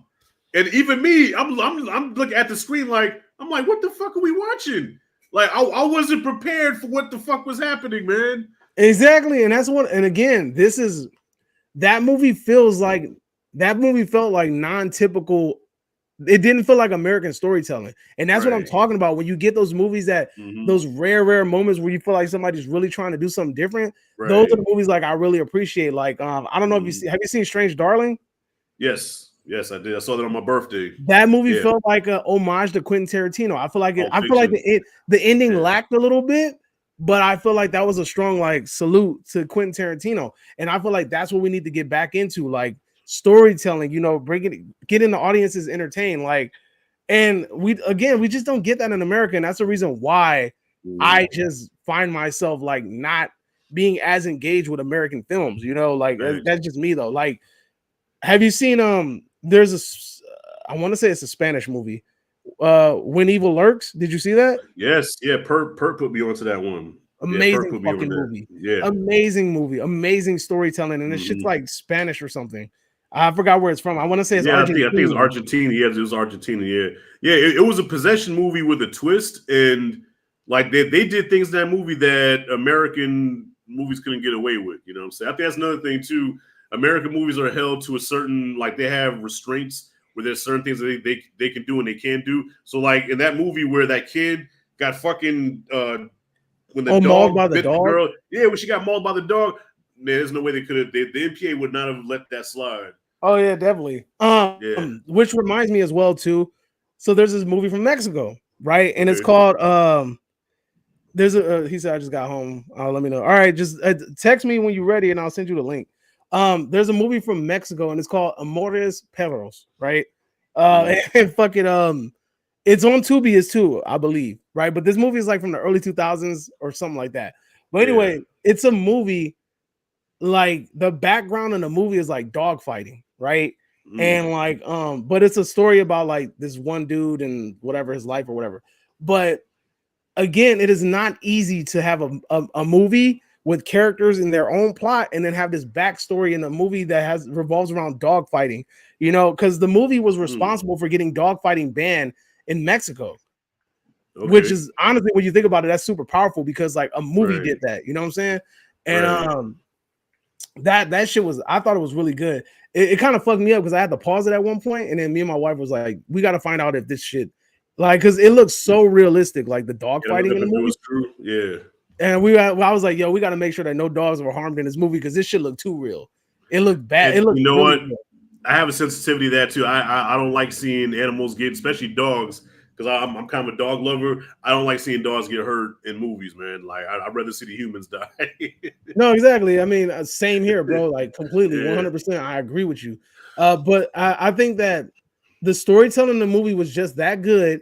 And then on top of that, like, and then on top of that, you have the final like atonement of the movie, basically like what the movie was actually able to accomplish, which was getting dogfighting banned in Mexico. So I think that alone to me was like, yo, that shit was kind of worth it. There's also another movie from Mexico, but that's just a nasty ass movie. It's called Atroz, which is like short for atrocity. That movie is fucking crazy. That shit is a found footage movie, and it's one of those like it's one of those like like, you know, like one of those like it's so nasty, like it's like one of those like I'm gonna dare you to watch this movie type shit. Oh shit! Yeah, it's one of those type of movies. Like not like no Human Centipede type shit, right? I still haven't finished that movie yet. Sort of, but like not really. Like, all right, so basically, like basically these dudes that are like serial killers, they like they go and they go to a certain part of Mexico where they have like trannies and shit, and he like picks up a tranny, and they end up like torturing the tranny and like home video recording it, and like it looks real is what I'm trying to say. Like it looks like legit. Like I mean, they're torturing the tranny, and they're like doing like horrible things to the person, and they're like recording it, and then it's like this little backstory about trying to find out like the cop is trying to figure out who did the murder or whatever. It's not like a great storytelling, but it's like it's like a I'm gonna dare you to watch this movie type shit. Man, it almost sounds like Amelia Perez, because there was a part of Amelia Perez that was like that, where, you know, there was the trans, they was like torturing him or whatever. Have you seen Amelia Perez? Didn't that come out like last year? Well, yeah, it came out November of last year. Actually, that's the movie that got me kicked out of the Critics Association. Oh, because you said it sucked or what? Well, yeah, the movie was bad, okay, and it's funny because it has the most Oscar nominations than any movie this year. And you know, I've actually heard the same argument. There's a lot of people that say that movie is overhyped. Nobody liked the movie, like, because I went to an early screening even with my boy Perez and Rob, and we both, okay, the only compliment that we can give it was as far as like from a filmmaking standpoint, I thought the director did a lot of, you know, innovative things with the camera and the way he told the story with the camera. But the story itself sucked. Like, the whole movie is about this cartel leader this hardcore gangster cartel leader that now wants to become a woman. The fuck? And Zoe Saldana, she's a lawyer, so he kidnaps her and says, "Hey, I want to become a woman. I want to start this new life, and I want you to help me create a whole new identity." So long story short, he cuts his shit off, becomes a woman. He takes because he had a wife and kids, so he takes the wife and kids, sends them to another country to start a new life. So as he's living his life now as a woman, he misses his family. So now he has Zoe Saldana come back, bring the wife and kids back to him, but now he has to pretend like he's their auntie and not their dad, because in their mind, he's dead. So now it's like, I'm going from being your dad to your aunt now. You know, what's homie's name for freaking Silence of the Lambs? Fucking Buffalo Bill and shit. Yeah, heard in a Buffalo Bill. Yeah, he was a whole woman. So in my review, feel free to watch it. I curse like a sailor. I say some. I was just talking about the story. I didn't like the story. I didn't like the decisions that the character made. I said I thought he was selfish to turn himself into that and then throw his kids and shit away, and then you want to bring them back and be the auntie. I said you a piece of shit for that. It was nothing against the trans community, but they took it as that. So they emailed me and said, hey, your review promotes hate speech, and just because the movie isn't for you, you shouldn't say certain things. So basically it was telling me your video is inappropriate. Please take it down. And you're like, nope. Well, here's the thing, Chop. I have a lot of my mom in me, and my mom can be real petty. So I took the video down, but because of the rebellious person that I can be, I said, you know what? This doesn't sit right with me. So I shot a follow-up video, right? So I put my glasses on and shit. I had a button-up shirt and everything, and I'm like, hello, my name is Rashad G, and today I'm going to be talking about a very innovative and special film called Amelia Perez. So I gave them what they want. I gave them a nice, proper, professional review. And then Perez hit me up. Perez was like, hey, man, you should probably take that down, bro. I said, you know what? I think you're right. Yo, Chop, I swear, I only had that video up for like 20 minutes, dog. I took it down. They sent me another email, and they say, we respect that you took it down, but the fact that you put it up to begin with, we did see it. Damn, it kicked us off again. It's all right. Keep it going. I think it just crashed. Yeah. So they say, even though, you did take it down, but the fact that you put it up, you're no longer part of the association. You're no longer invited to these screenings or whatever, and like, you're done. And they said, if you want to appeal it, you can appeal it. And I was like, nah, man, fuck y'all. So yeah, that's the movie that got me kicked out, man. But I don't feel I said anything. I did say he did cut his dick off. I did say that. he cut what he did was he chopped his penis off. Okay, yes, that's the proper way to say it. But yeah, that's a movie 13 nominations, man. I'm like, are you serious? I haven't met one person that watched that movie and said it was good. Not one. I mean, there's a lot of people, bro, that say it's overhyped. That's the that's the comments that I get a lot. Yeah. But check it out. But the main actress, the one that played the trans, she was really nominated. A trans? Yeah, it's really a trans for real. Yeah. Did you know that the person from Cuckoo was a trans? I didn't know that. Talking about the lead? Yeah. No, I did not know that. I didn't know that either. Oh, so she was a dude that became a chick. I thought it was a chick from I don't know if you ever watched Atypical, but that person looks like the sister from Atypical. Now that you say that, dog, yeah, I can see the man in her now. Yeah. But okay. I'm looking at the man. I can see But check it out. So the Amelia Perez actress, she fucked herself up because she was nominated for an Oscar as well, but I think they took that away from her because she made some controversial tweets. Yeah, what did she get? Like best actress. Oh, okay. Best point, but she said. I just want to know what category she fell in. That's it. Yeah, actress. Yeah, but she said some shit about Hitler, saying that Hitler was not a bad guy and he had his own opinions. Oh, she went Kanye. Yeah, she went Kanye. Bro, Kanye been tripping lately, dog. You been seeing them tweets? Dog, I went to the site to make sure it was true, and when I went to the site, all he had was a swastika t-shirt. Yeah, he took all his shit off, and all he had was a swastika t-shirt on sale, and the next day the site was taken down. Bro, and then his tweets was crazy. I was looking at his tweets like all the way down. I'm like, bro got something against me. He got something against that community, bro, because he goes crazy, and I don't know. Yeah. I honestly I don't understand his investment in it, but like it's just the thing kind of like what happened with me with the Critics Association. He's that type of person where he doesn't like being told what to do or being corrected. So the fact that he came out and said what he said originally, which he was complimenting the Jewish community, he was saying, "Look, I'm jealous of y'all because y'all got y'all shit together. Like black people, we ain't got the same unity that y'all got, but they took it as anti-Semitism. So when they came after him, he's like, "Oh, you want me to be anti-Semitic, huh?" Yeah, okay, yeah. I'm gonna give you anti-Semitic, motherfucker. He's one of them type of niggas, you know. Yeah. He definitely went all. He went all the way in, and then now he about to get a divorce, and he ain't signed no prenup. So good luck with that one. Hey, but bro, I ain't gonna lie. She looked like that looked like one of them reverse Get Out moments, bro. She was like, he whispered in there, was like, "Yeah, bitch, you better drop that fucking jacket." Oh, it's on the red carpet. Yeah, yeah. And then she was like, "Nah." He was like, "Bitch, do it." Yeah, that was crazy work. I was like, "Oh my god, dude, Kanye is a freaking maniac." Yeah, there's something wrong with bro. Like, and honestly, like, I don't look. Here's the thing.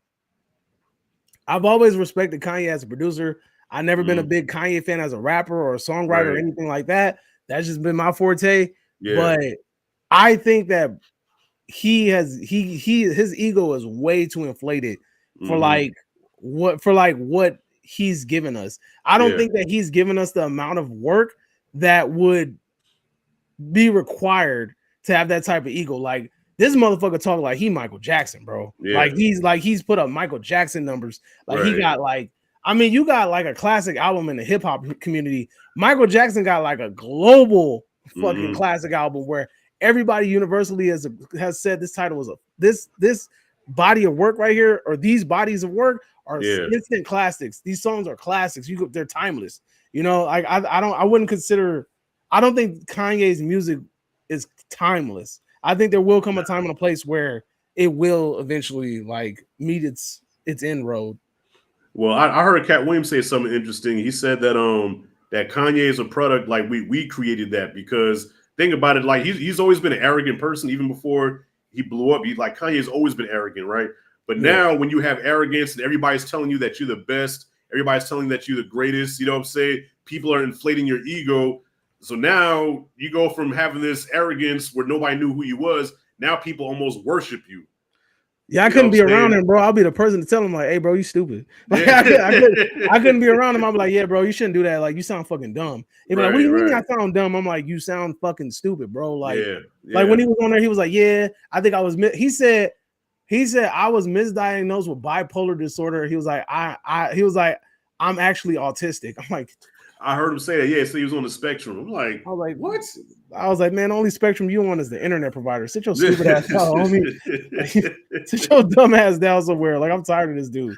Like, you about to lose custody of all your kids, homie. Like, you are never about to see these kids alone. Again, you better shut the fuck up. Like, that's what I think he don't understand. Like, there is no amount of money that you can make in this world. Like, once the system turns against you, you are fucked. Like, you are fucked. So I think he needs to I think he's going to be humbled eventually by the system. Eventually. Yeah, well, like you said, so I think a key thing that you said was like he's got nobody around him that's willing to keep it. Like, you know, his mom passed away, right? His mom was probably the only one that really was able to check him, you know. And then when he lost that, can't nobody tell him shit, man. You know, definitely. Yeah. So this nigga walk around thinking he Jesus. Because the closest thing we had was Homeboy from TMZ. Yeah. That was the closest thing we ever got to Kanye getting checked, and that was a real. Remember, he sat there and took it. Like Kanye, he didn't come back. He stood there looking like, oh shit, like he's really talking to me like this. Yeah, he didn't care who you were. Like he didn't care about his job or any of that. Like that's the thing. I think a lot of people are afraid of their like stability and their security, and he was like, nah. I'm gonna tell you what you need to hear, homie. Like regardless of the consequences that come with this. But speaking of Mr. Pettiness. Did you hear about 50 Cent and Big Meech? That's an unfortunate situation, man. Bro, I'm sorry, but what fucking 50 told his son, that was the funniest thing I ever heard in my life. When he was like, yeah, you know, my dad did that. He just needed a couple bucks or whatever to the next season. He was like, what season? Oh my God, bro. That was the funniest. Do you think? I mean, I don't want to give Rick Ross his credit, man, but do you think that was a chess move by Ross, knowing that, you know what I'm saying? Because everybody and their mama know that 50 and Ross hate each other, right?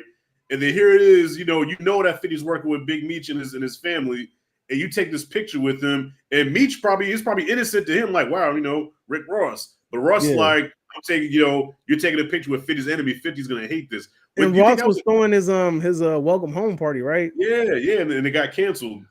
See, Ross is always trying to surround himself with people that did what he raps about.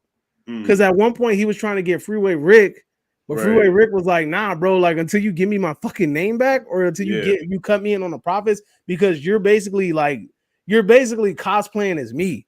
You know what I'm saying? So he's like, I need in on that. Like, until you give me a piece of that, like I'm not sitting down with you. So so him and Ross have been kind of going back and forth about it, but Ross has always been trying to surround himself with like black kingpins and shit. And the closest thing that he probably was going to get to that is Meech, you know, and it sucks because you would think that Meech or somebody around Meech would have made him like a cool little nest egg or something for whenever he did touch down at home. And so he'll be straight and he wouldn't have to take like pictures with people just to get like a little quick bag or something, you know? Right. Or you would think that he would mean enough to the industry to the point where people would reciprocate that. Because I mean, I know that. Because I remember when he was trying to get his label off the ground and he had that artist Blue Da Vinci. And Blue Da Vinci was getting fucking features from so many artists, bro. And I'm like, how the fuck is Blue Da Vinci on a song with Fabulous? How's he on a song with this person? How is he on a song with that person? I think even he had a song with 50 Cent or something. And I'm like, how is he getting songs with these people? And he's like this LA rapper that nobody in LA has heard of. Like, you know? So it's like I'm tripping. And I remember at one point he was behind Jeezy. Because in that Air Forces video, like I remember seeing like the BMF chains and all that shit. Right. And so it's like, you know, you would think like, okay, you have all these people that you put on or you put money in their pockets or you put them in front of people, you would think that they would like reciprocate that back to you. Right. So but I'm sorry, go ahead. Yeah, no, go ahead. I'm gonna let Justin in. He over here. Oh, okay. What up, man? What's going on? We just talking about this. We just talking about this 50 Cent Big Meech topic real quick. Okay. So yeah. Nah, are you familiar with it or not really? So well, I heard something about that Rick Ross, he's doing something with Big Meech, and then they said 50 Cent dropped Little Meech from what season?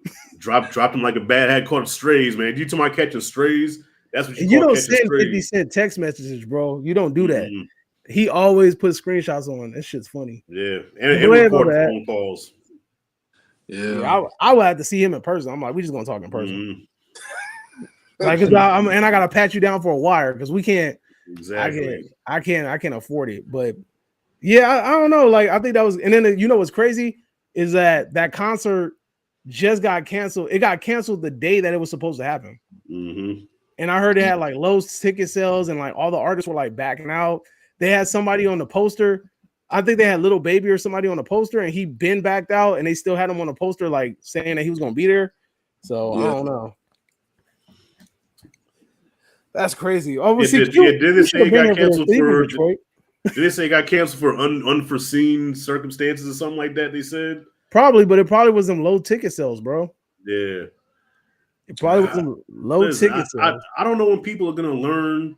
Leave 50 Cent the fuck alone, bro. He know what I'm saying? He petty as shit, man. And he was saying he was smoking on herb. That's cold blooded. Yeah. Well, you know what? That okay. People give him shit for that.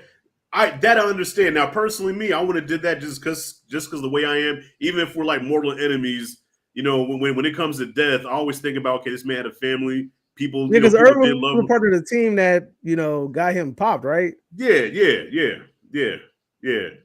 Where 50 and Yayo even sued him and Ja Rule because you heard about that situation in the studio where they had knives and shit, and it was like they were fighting in the dark. I think 50 got stabbed or something like that. We're fighting in the dark, like what the hell? Like, they were fighting in the dark. Huh? He got shot, didn't he? Oh yeah, he got. That was another time, but with that particular situation, I think he got stabbed, or somebody got stabbed. Because they had knives and shit. Like, I'm gonna tell y'all something. That sounds like a Squid Games episode. Have y'all watched Math Hoffa, My Expert Opinion? Ja Rule's on there. He's talking about the situation. Yeah. Ja Rule, and this is what Ja Rule said. Ja Rule said that, I don't know, he said that they met up in Atlanta and they said it's gonna squash the beef. And he said something about, because at first how the beef started, they said that 50 Cent told Ja Rule, he said, "Yeah, man." He said, "We want to, try to, diss some of these, these cats and all stuff." And I guess Ja Rule he wasn't feeling that. And then he said, "Bro, you a clown, you a phony and all stuff." And that's how the beef started. And then I think something went left. And apparently they said Ja Rule and 50, when they got into it, they said Ja Rule he was beating the sniper, bro. Yeah, and then, I heard Ja got the best of 50. Yeah. That's funny because I didn't think Ja Rule had hands. But then I don't know. Then I heard they said some of the people in Ja Rule's crew shot 50 Cent 9 times. Apparently, that's what I heard. Yeah, because Irv was a part of the Supreme Team, right? Yeah, or something like that. Oh, dang, that's crazy. Yeah, and not only did he try to inflict physical harm on 50, but then he tried to block his deal. You know what I'm saying? Like he blackballed 50 where nobody would sign him, and that's how he ended up with Dre and M. You know what I'm saying? Because M heard him, it was like, yo, let's get him over here. Like, how come nobody signed him yet? Because Irv blocked him from everybody else. And Irv will tell you that. Irv was like, yeah, man, I messed that up because I was so hell-bent on trying to block him that I put him in the hands of Dre and M. And the next thing you know, he dropped in the club, and the rest is history. It was a rap. Yep. But really quickly though, well, not really quickly, but the next topic that I want to touch on is perfect because I have not seen this movie, but I already basically know the movie, so we could talk about it freely. The amount of hate that freaking Captain America 4 is getting, and do we believe that this hate is racially motivated? Absolutely. Also, I think it's because of what Anthony Mackie said in that interview, and a lot of people. What did he say? That was what was so bad about what he said? He said that he doesn't. He said that when you think about Captain America, I don't think Captain America term, America. And then a lot of people ran with that. They was like, "What is this dude talking about?" And then that's when people was like, "You know what? I can't mess with Anthony Mackie." They said like, "Bro, you should have kept your mouth shut." Disney's watching you. And then why are we not acting like Captain America didn't turn his back on America to back his best friend Bucky? In Civil War, like I mean, he literally turned his back on his whole country to be like, "This is my boy. I know what he about. Like y'all got to believe me." And America was like, "Nah, we not gonna believe you. Give me him. He's wanted." And he's like, "Nah." He turned his back on his whole country. Like, what are we talking about? And on top of that, like I was telling Rashad, is that Captain America, when he was originally created, was like the embodiment of America. He was patriotic. We talked about gimmicks, you know what I'm saying? And think about it. Red Skull, he was a fucking Nazi, and that was the whole idea. Like it was to empower Americans to be like, yeah, fuck those Nazis, so that you can like empower the people to have like something to like the kids. You empower the kids to be like, we're fighting for something true. We're fighting for something great. And we talked about the gimmicks in WWE, how they did the same thing, how freaking Sergeant Slaughter turned into Sergeant Soviet because we were in a conflict with Russia and whatever. And like, you use those moments to kind of like to pander or to kind of like to reach out to the modern audiences. It has to reflect the times. America as of right now isn't really in one of those moments. Now, if this was like a post 9/11 and he said that, then I'll be like, yeah, you kind of fucked up, bro. Cause like everybody and their mama had American flags after 9/11. Like we was all like, everybody was like, I'm proud to be an American. Like, we was all on that. We was all on that tip after 9/11. We were in 2024. America is the most divided that it's been because of politics. And it's like him saying that isn't necessarily untrue. I don't think about when I think about Captain America, I think about a superhero. Like right now, I think about a superhero. Yeah. I'm not like, I'm not thinking America first. I'm not thinking about, the red, white, and blue and Old Glory and shit like that. I'm not thinking about that first. I'm just thinking about a superhero. And here's the thing too, man. When you watch the movie, like it's not that in your face saying like, hey, this is how black people were treated. This is how we can fix black. There's nothing racial about this movie. Like not one time does he say like, yeah, I'm a black man wearing the shield, embrace me, accept me. There wasn't none of that. You know what I'm saying? Not one time did they even mention anything about race in this movie. Sam Wilson's whole motivation was I want to be my own Captain America, not Steve Rogers. It was kind of like winking at the audience because everybody's saying like, dude, you're not Steve Rogers. Even in the movie, there's a scene where Harrison Ford tells him like, you are not Steve Rogers. Yeah, no, that was in the trailer. Yeah, it was in the Did trailer. they? Yeah. I heard they cut the scene out where he says, "I know." Yeah, they did. Yeah, they did. Yeah. Because that was in the But trailer where he was like, "I know." And But that was his whole thing. He just wanted to prove that I'm not Steve Rogers. That's why I'm not going to take the serum. You know, I'm gonna do this my way. But to call it a DEI movie, to call it a so-called woke movie, it wasn't that at all. Now, mind you, when the Winter Soldier show came out, the Falcon and the Winter Soldier, yeah, there was that scene at the end where he did this whole Rocky IV speech about being a black man in America and all that stuff, and where there wasn't none of that in this movie. You know what I'm saying? Nah, because so I don't address that in the Falcon and Winter Soldier. Right. Everybody know, okay, all right, we get what he's coming with. But I'm gonna be honest with you, man. Like, man, me and Darrell, we did the review on it, and then somebody commented, they said boycott Marvel. They said boycott this movie, and I was like, what the heck y'all talking about? Yeah. Because of the Israeli actress. Then there was an actress who basically she's from Israel, and I think it has something to do with Israel and Palestine. And I'm like, bro, and they was talking about, they said, yeah, Marvel's killing innocent people, and I'm like, that has nothing to do with this movie. Like, what are y'all talking about? Right. I mean, I'm just telling you, like, bro, it gets like kind of crazy. Like, people, they mix this politics up with these superhero movies, bro. Everything is just so woke agenda, and they wrap their mind around it, and it's just, it doesn't make sense, man. And it's just, it kind of gets uncomfortable, bro, because I'm just like, bro, like, what are y'all talking about? Like, it had nothing to do with it. There was nothing about this movie that, you feel like it was like very woke, bro. It really wasn't. It wasn't. And ask somebody in my comments too. Somebody in my comment was like, they called it Captain Anti-America. I saw that. Yeah, I've seen that comment too, Captain Anti-America. Yeah. And it's like, dude, it's not. Look, again, his comments aren't anti-American. They're not unpatriotic. He's just like stating the obvious. Like, look, dude, like, I'm not. Like, again, like, when we look at Captain America, like, Captain America has not been the embodiment of America for a very long time. You know what I'm saying? Like, we're way past that. And it's like, I think that people, the quicker the thing is, they didn't want Anthony Mackie to be fucking Captain America. And this is the problem. This is where the MCU fanboys bite themselves in the ass, because they talk about comic book accuracy. That didn't happen in the comics. Well, guess the fuck what? He was fucking Captain America in the comics, and this was before the fucking movie even came out. This is before he took the shield in the TV show.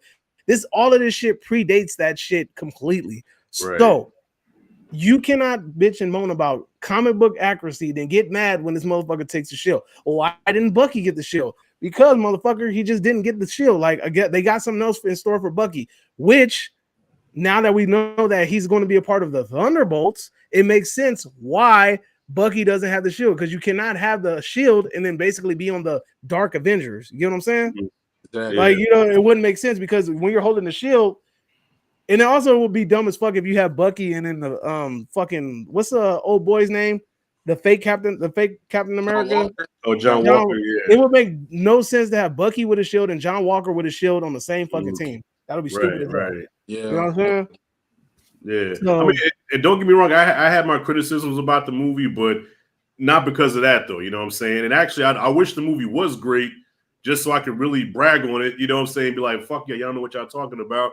But I mean, it was good. Like, not great. It definitely has problems. Yeah, like, it was a good movie. Yeah, it was a good movie. It just, everybody just wants to hate on this movie so bad, bro. And honestly, because it's a mix, because a lot of people, they're kind of like, well, what Anthony Mackie said and everything, we just not gonna agree with. Let's just go ahead and trash this movie and all stuff. I'm like, bro, like, right. See, but that's what it is, though. It's like they went into that movie already with the mindset, like, this shit gonna be weak, this shit gonna suck, I'm not gonna like it, like, so on and so. And that's a problem that I have with these review channels. Like, you cannot go on a 6-month long trash fest of a movie before it's released and then expect me to take your review seriously when you drop it. Right. Because you're already biased, bro. Like, you're already saying, like, I'm not gonna like this shit. This shit's trash. This shit's this is that. And you want me to take your review seriously? It's not gonna happen. Well, remember the controversy with Black Panther when Black Panther came out. White people lost their damn minds. Like, oh, that's reverse racism. Like, what if we had a movie called White Panther?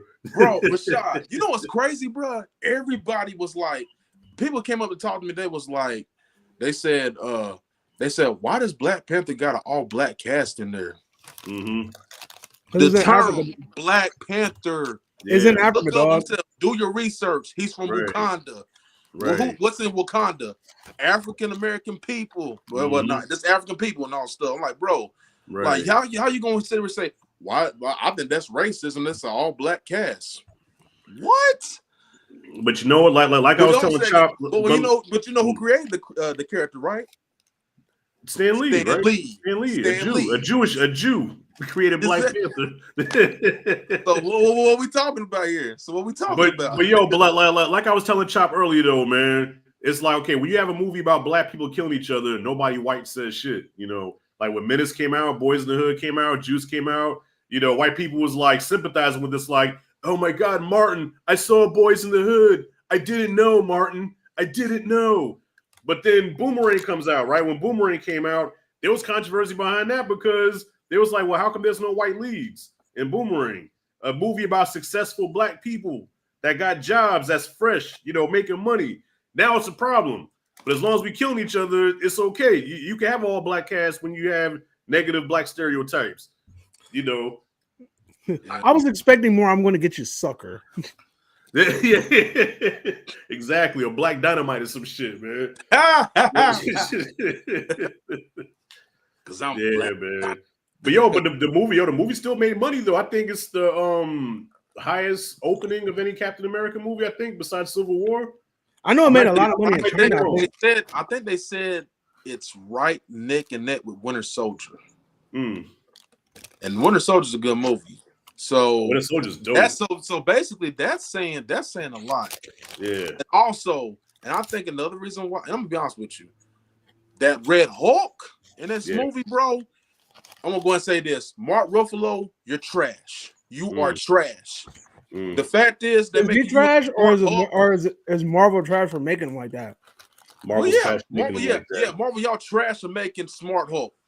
We don't need a Smart Hulk. We need a Savage Hulk. In this movie, man. All right, you about to get me started. You about to get me started, because Hulk is my favorite superhero, and I did 2 videos about this, how MCU fucked the Hulk up and how my feelings were hurt. So the best version of the Hulk to me is still the 2008 Hulk, which I felt like this movie was a sequel to that. You know, you had the leader. And, you talking about Edward Norton's Hulk? Yeah, Edward Norton's Hulk was legit. Yeah, but this movie's like a sequel to that because it follows that story still. So it's like lower tier Winter Soldier / Incredible Hulk. But that was the best version of the Hulk to me, right? Then Avengers comes out, right? And Hulk was menacing in the Avengers. Mark Ruffalo did a good job, but it seems like with each movie, they made him more and more watered down, man, to the point. Ain't nothing worse than when he gets sunned by Thanos. That should hurt my feelings. That was a worse one right there. And what's even bad, bro, is that the fight in New York, Tony and Dr. Strange and them was waiting for you to come out as the Green Hulk, bro, and he was scared to come out. I'm like, what is this? This is no. He had Hulk child dysfunction, man. That should hurt my feelings. Hulk was a mark, homie. I'm like, bro, like Emma said, bro, that's garbage, bro. I'm convinced. I'm convinced Kevin Feige doesn't like the Hulk. So with the Red Hulk, I'm like, okay, you're introducing Red Hulk to the world, okay? Even if you don't read comic books, you know that that's a rival to the Hulk. So I'm like, how can we give him a Banner and Ross collision? Yeah. Hey, let me ask you honestly, I'm telling you, Smart Hulk is not going. It's not. Hey, isn't Asian Hulk in that movie too? Like not Asian Hulk yet, but isn't he like alluded to in that movie? I don't know, but I know he's in that new Spider-Man animated series, the Friendly Neighborhood Spider-Man. Cho, he's in that. Isn't he in this movie? Like, I don't remember seeing him. I might have missed him. I don't know. Because they said that he was hinted in that movie, and then also like Betty Ross is in the movie, right? Betty Ross is in there. Yep. Is it alluded that she's gonna get a power up too, or not yet? Is that too? Nah, not yet. Nah. It was just about her. Because she eventually becomes red. She eventually becomes a Red Hulk too. She becomes a Hulk. Yeah. No, it was just about her reconciling with her pops because her and her pops, they have a bad relationship. I got that about Betty. Huh? I didn't know about Betty. Oh yeah. She becomes a Hulk. Betty becomes like the Red She-Hulk. Mm-hmm. Wow. Yeah. Yeah, but she ends up running the Thunderbolts too at one point. So that's what I'm saying. Like, which is another thing. I don't understand why we got the Thunderbolts with no Ross. Like, you know what I'm saying? Like, we need a Ross. Just like we had this movie without Banner. Like the fact that Banner's not involved, bro. They want people to eat this shit up, bro. No, it's not that. It's just that, like, I don't think they. Here's the thing. They put the Thunderbolts with the asterisk, and this is what me and him was talking about before, like, you popped in. I think the asterisk is mostly because, like, this isn't the official Thunderbolts team. Like, they haven't officially got their name yet, but it's stupid because they say the name in the trailer. But the thing is, the Thunderbolts get their name from Ross, like Thunderbolt Ross. They get it from him. So it's like, how can you be the Thunderbolts without Ross? And then also, like, it doesn't make sense that we have Sentry in this movie and there's nobody on that team that could compete with Sentry. It would have made sense for an Abomination. Marvel Superman. Basically, yeah. No, he's fucking, honestly, in my opinion, he's fucking way more OP than Superman. Now, I don't know about like Superman Prime and all that other shit, but Sentry is to me, like, he has some crazy, especially when he turns into the Void, he has some wild ass feats. Like, bro was like holding two universes or some shit, like preventing them from blowing up or colliding or something. I don't know. He did some OP as shit, but yeah, like there's nobody on that team that can really like fight with him. So it's like you would need a Red Hulk and you would need an Abomination. You need like some real heavy hitters that can actually do some damage on that team. There's nobody that can really do that like at all. You know, you got Ghost who can like turn invisible, that's tight. You got Taskmaster who can mimic shit, that's dope. You got Bucky who got the hell of a right hook, you know what I'm saying? Like you got Winter, you got Red Guardian who is like, Cap, but like the Russian Timu version. The Timu version, you know what I'm saying? And then who else? And then you got fucking Black Widow's little sister who has no fucking powers. Like that's a weak ass team, bro. Like I don't know how you're not. Well, it's a Suicide Squad, it's Marvel Suicide Squad pretty much. But then they should have had them like take on like a Giancarlo Esposito or whatever. Like you got to have them take down a character like that versus like Sentry. Like how are they going to stop Sentry? There's no way. Like the only way to do it is like talk him off a bridge or something. I have a feeling that they're gonna fuck Sentry up though, kind of like they did Adam Warlock. I feel like they're gonna make Sentry a joke. I have not seen Guardians 3 yet because I'm dreading seeing what they do to Adam Warlock. Because Adam Warlock is OP as shit. They're gonna water him down, bro. They have. Well, technically they have to because there's like at this point in time he would be able to wash any character in that universe. Yeah, like you can't. Certain characters you can't just make too OP. Like example, like when you really take into consideration like Wanda should have been able to wash Thanos. You know what I'm saying? Captain Marvel, even though I'm not a huge fan, she should have been able to. Her and Wanda together should have been able to wash Thanos like easily. You know what I'm saying? Like when you really start taking like true power scaling into play, like they should have been able to do something. Like the team up between Captain and Thor, Thor and fucking Thor with two hammers, Captain America and fucking Iron Man. All three of them together should have been able to take down a gloveless Thanos. They couldn't, because no, I'm saying on paper they could have. Like on paper they should have. Like Thor is OP as shit. He's a god with two hammers. He has his hammer, and then he has freaking Stormbreaker, which is like the OP version. You got two, motherfucker. And then at one point, Cap holds the hammer. Now he has the power of like a thunder god or whatever. So now you got two gods technically fighting Thanos, and with a gloveless Thanos, and you still can't win. You know what I'm saying? And then you got Peter Parker who holds back a lot, and a Doctor Strange who's OP as shit, and a Wanda. You get what I'm saying? That team has too many OP characters for them to be bullshitting like that. Yeah. Where did he go? I don't know, man. He tapped into his inner Kendrick. Yeah. All black everything. Hey.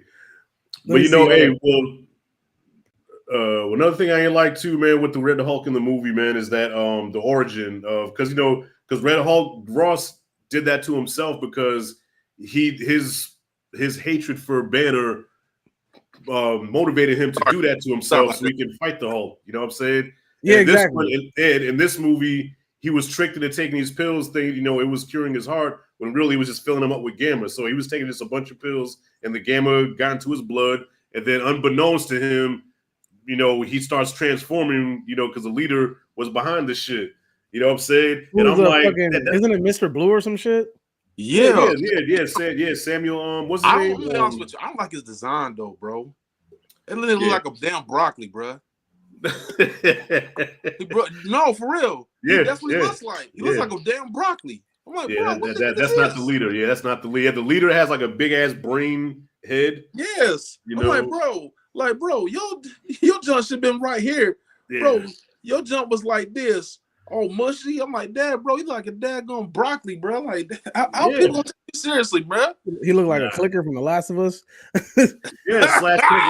Slash Pet Cemetery. That's what he looked like. That's what he looked like, baby. Yeah. No, but it's just I don't know. Like I said, I don't understand the hate for the movie. I mean, I'm pretty sure like what I read. I haven't watched the movie, but from what I've read, it doesn't seem like it's bad storytelling. Like when you read like a fucking like when you look at like fucking like the Ant-Man movies, like the Ant-Man movies aren't that great, like at all. You know, so like when you watch those movies, those have bad storytelling. Some of the Thor movies have bad storytelling, you know, so like it doesn't seem like it's like in that regard. And the hate again, anytime where hate is like premeditated, where it's like there's hate before you even get to the actual movie, there's motive behind that. There's a hidden motive behind it. Motherfuckers are just hating because they want to hate it. I think it's because Anthony Mackie's black. You know, that's my opinion. And you hate to pull that because now it almost seems like it's taboo to call out racism. You know what I'm saying? Like if you call out, even if it's in your face racism, when you call it out, oh, there they go again, playing the race card, making everything, making it black. Well, it's what the fuck it is. Yeah, they're gonna call this channel. They're gonna say this live stream is DEI. Because only black people on the screen right now. I'm gonna start snuffing niggas if I hear somebody say that shit, man. I'm just gonna just fire off. I'm sick of hearing DEI. That's so New York. Snuff. Get snuffed. That's some New York ass shit. Snuff. I know, man. Yeah, so sometimes it comes out, man. Sometimes New York come out. You know what I mean? But let's backtrack a little bit. Because I know Justin, you wanted to have this conversation about the Scream, about the casting. So we talked about it a little earlier, but I wanted to hear your thoughts on the Scream casting because you mentioned it at one point that you were interested in talking about it. Go for it. Okay, Scream 7. They have so far they have Matthew Lillard. Of course, Neve Cambell's coming back. Courtney Cox, he's coming back. Mason Gooden, he's coming back too. Who the fuck is he? See, some of these names, I'm like, he was in one of the sequels, wasn't he? Yeah, he was in Scream 5 and 6. That's cool. Who was he in 5 and 6? He was the brother. The black guy. Was that the guy that got stabbed like 20 times and lived? The black guy. Oh yeah, the black guy with the sister. Yeah. Yeah, she's in there too. Oh yeah, you told me that's Cuba Gooding Jr.'s brother or son? He was in That's crazy. He was in Murder. Wow. Yeah. I didn't know that. Anyways, you know, I know, David, we've been talking about this. You said something about that. There's been like a theory about, you know, that Stu Macher could be, you know, he could be potentially alive and he's probably the one pulling the strings. Honestly, me and Darrell talked about that. I really do feel like that he's probably been alive this whole time because this is what I'm going to tell you something, man. Like, I mean, he has to be who the fuck is seeing his ghost? Yeah. So now, if you have his kid seeing a ghost, I'm gonna be mad. Say what?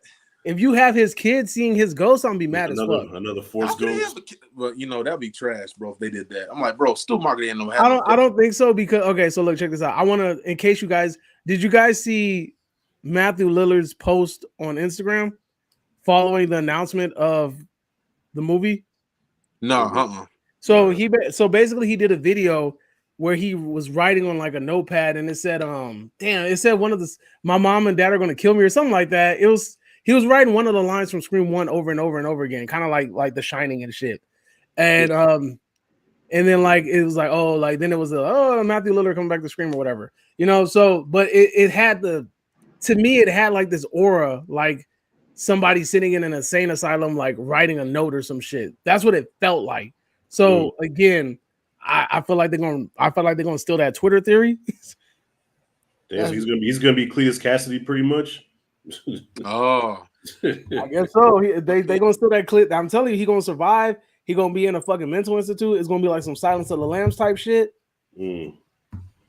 So that's what I think. But that's where they going with this. He's gonna be basically in the mirror and all stuff. Like he's gonna be basically Ski. The one plays Billy. Yeah, he's Billy. He's coming back. Man, look, here's the thing. I looked online for that. I have not seen a credible site that cites that. Yeah. I don't think so. It wouldn't make sense. He's dead. He was seen as a spirit. Yeah. Unless they bring back Melissa Barrera, who honestly, like, based on my conversation I had with her, has zero interest in coming back unless she gets like a formal apology. Look at me sounding all fucking official and shit. I met her at a convention. I bet she smelled good too, don't she? So I met her at a convention. Crazy. That girl bad, boy. She bad. Yeah. But I met her at a convention. She signed I have a poster that she signed. I have like the whole Screamcast signed the poster, and I just had her write her name next to Skeets, and she quoted something like something from the first movie she was in, something about my dad or something as a killer. I forgot.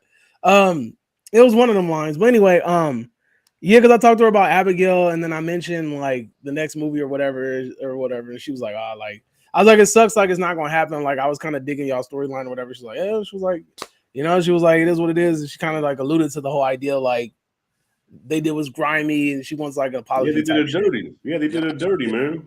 Yeah, they really did. Because I mean, at the end of the day, everybody should have their own opinion, and it wasn't like she was like on some like, yo, like I think y'all should bomb this country. I think you should go into the streets and attack anybody with a freaking yarmulke or anything like that. Like she just was like, everybody has an opinion on something, and she said, I'm on this side of the opinion, and that's it. But you know, it's probably a blessing in disguise though, because now that she's doing more, more versatile work, she's showing her range as an actress. Because even that one movie she did, the monster, what's that movie called? Monster Calls or some shit. Not Monster Calls. What's that? The one where she had the monster friend that came out last year. She was in Abigail too, wasn't she? Yeah, she was in Abigail. Yeah, so she's proven herself to be a star, man. So she don't need Scream. Fuck them. Yeah. I like that. What was the name of that movie though, man? Where it was something about a monster. It was a rom-com. Oh, it's called Your Monster. Your Monster, yeah, Your Monster. She was really good in that too. I haven't seen that, but I mean, she gonna get work, dog. Like that's the thing. Like, if you're a good actor or actress, you're gonna get work. You know who I want to see in a horror movie? Which I've kind of seen her a little bit, but like I want her in a full range horror movie, and it might happen because I was talking to Eli Roth. Look at me, sound all official. I know, right? Yeah, me and Eli Roth, we had lunch. He was telling me right there in LA. I'm telling you, Davey. Okay, so check this out. Old girl from Tori from Cobra Kai. Oh, Peyton List. Yeah, she's dope. So she's dope. She's a great fucking actress. Yes, she is. And I want to see her in a horror movie. And she has there's a horror short called Be Mine. It's a Valentine's Day themed horror movie. And it's produced by Eli Roth. And it's on YouTube, right? It's like short, it's like 15 minutes or whatever. And she's the main lead in the movie. Like she's the final girl. Okay. And she does a fucking great job at it. And when I met Eli Roth at a convention, I had him sign my Thanksgiving poster, and I got a print of the Be Mine, and he was freaking psyched to see it. He's like, "Yo, like," he was like, "Did you print this out?" I'm like, "Yeah, I like the show." He was like, "I never thought I would see somebody print this out for me to sign." And he was like really hyped about it. He was like, "So did you like it?" I'm like, "Yeah, it was cool." And he was like, "Did you watch it on VR?" I'm like, "Nah, like I don't have a VR set, so I just watched it like regular." Because you got to watch it as VR, like it's a whole experience or whatever. I'm like, yeah, I'll think about it, But I told him, I was like, I said that movie has a really good premises, and you did Thanksgiving. I was like, you should think about doing that one and kind of do like a whole like holiday themed slasher shit, And he was like, actually, I'm glad you mentioned that. He was like, that's the plan. He was like, we were supposed to do. He was like, the plan is to make that a full length movie. He said, and he was like, I want to bring Peyton back to be in the full movie. He said, but I got to just sit down and write it and pitch it to the studios or whatever. Yeah. So fingers crossed. Cause like I said, that was pretty cool. And I think I want to see Peyton List in bigger shit because Miguel already got the chance of being like Blue Beetle, even though he ain't gonna get, even though that's going to go absolutely. Is that a part of Gunn's universe? No. So that's dead. That's dead. Done. That's done. Okay. Yeah. So Well, yeah, well, the time is now is the time to do it before she blows up. I feel like she will blow up, like when she gets the right project, because from Cobra Kai, man, like she really showed her range, and he better do it now before the price. To be bigger than that. Episode 5, when her mom died, bro. Yeah. When she went, bro, we was just talking about that. Killed it, bro. So you better do it now before the price go up. Oh, man, dude, I'm trying to meet her at a convention, bro. Like I'm gonna see if there's like a Cobra Kai convention or something coming up or something to see if I can run across her. Because they had a couple out here, like when Cobra Kai barely started, and the whole cast was there, and I'm like, hell yeah, like that'll be cool. Like, but I got into going to conventions a little late. So if I would have been, I heard she's really nice, and I heard she's really nice in person because I know a couple of people that went to those conventions. They said Peyton List is really nice. They said that Miguel's really cool and Hawk and God damn, y'all hear that right? I'm sorry, y'all. I'm in the hood, man. Somebody was riding by with their damn speakers bumping. But yeah, so they said Ralph Macchio was really cool, but they said the one that wasn't so cool was Robbie. They said Robbie was real kind of standoffish, kind of didn't want to interact with nobody. You know who he reminds me of, bro? He reminds me of like a young Christian Slater. Like when you watch like movies like Gleaming the Cube and shit with like Christian Slater or like the fucking Heathers and shit. Hey, Gleaming the Cube is my shit, bro. Love that shit. My little Asian brother. Right? Damn, I'm surprised you know about it. Most people don't talk about that movie. Dog, I love that movie because I was a skater. So like, I ran across that movie one night and then I was obsessed with it because Rodney Mullen did the skateboard, the stunts. So Rodney Mullen is doing all the stunts and shit on the movies, like all the little freestyle sequences and shit. And they had Tony Hawk in it. And it was like all these little young upcoming skaters and shit. Well, all these future legends in the movie. So I was like, oh, that's cool. But Gleaming the Cube is an amazing fucking movie. I love that movie. Oh yeah, they used to be on HBO like all the time when I was a kid. Exactly, bro. That's how I ran across. I was like, what the fuck is Gleaming the Cube? And then I saw bro skateboarding. I'm like, oh, hold up, wait, let me see this real quick. But he reminds me of Christian Slater or like a fucking young like Skeet Aldridge or something. I can see him like licking like blood off his fingers or some shit. Well, I'm surprised he's he's engaged to Sam in real life. They got engaged for real. Yeah, I thought that's crazy, bro. And isn't Tori and Hog like canoodling? They've been dating since season 2. That's wild. But I mean, you can see it happening though. I mean, because like you guys are around each other all the fucking time, going to conventions and shit. So it's well, the reason why it surprised me is I thought Tanner was I thought he kind of played for the other team low key. Because if you ever watch interviews with him, he's kind of he has some sugary moves. He's a little effeminate. You know what I mean? Got the painted fingernails and stuff. He always has his legs crossed. He's always like, like I said, he was fighting and shit. And then when he goes like, instead of a sa, when he does that, he goes, yeah.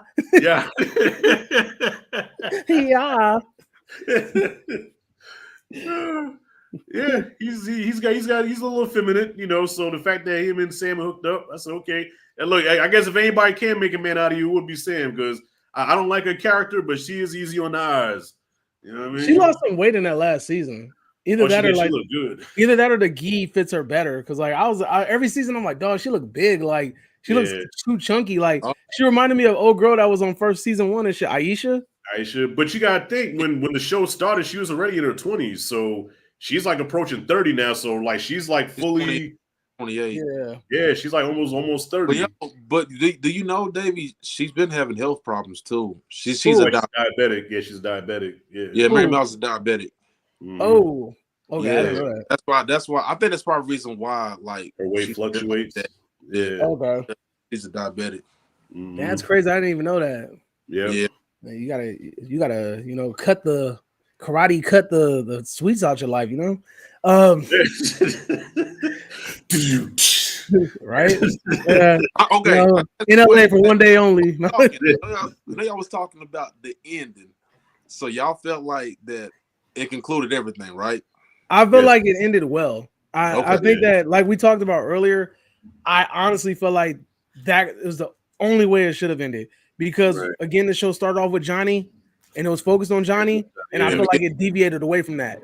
Yeah, I agree. Because I honestly, I feel like it's got to end with Johnny and Miguel because they started the show off, bro. Right. Yeah, it was predictable as shit, but it was like, and like we said, it's a good predictable. Like this is the best way you got to go with it. Yeah, I mean, even sacrificing Robbie, because I mean, Robbie and Miguel are pretty much equal. You know, on any given day, one of them could win over the other one. You know what I'm saying? Even though I think Miguel's probably slightly better, but they're really equal. So to have Robbie lose to Axel and not get squashed, but actually lose by cheating, I thought that was a good way to. Rashad, I'm gonna tell you something, bro. Lewis 10, bro. Lewis 10 playing Sensei Wolf, bro. I'm gonna tell you, he does a good job, bro. Mm-hmm. He was I don't know. He had Johnny Shook. He's the only person I ever seen had Johnny Shook. No, but I couldn't buy him. Let me tell you something. Me and my wife agreed on this. Like, I can't buy his bad persona. Like, it feels fake. You can't. I can't. It feels fake. Bro. Like, you know how Kreese makes you feel like he's evil. Like you're like one of us is gonna have a bad accident on you.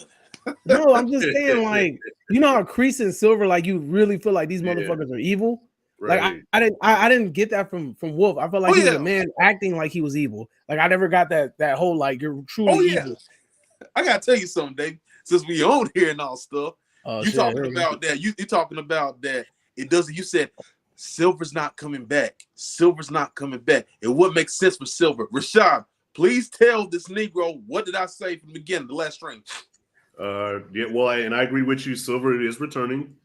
He did return. Yeah. You know, I'm glad you was in a Reddit. And he was gonna come back with another dojo.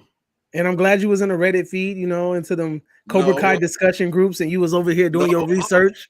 You was on your ones and twos, all right, for sure.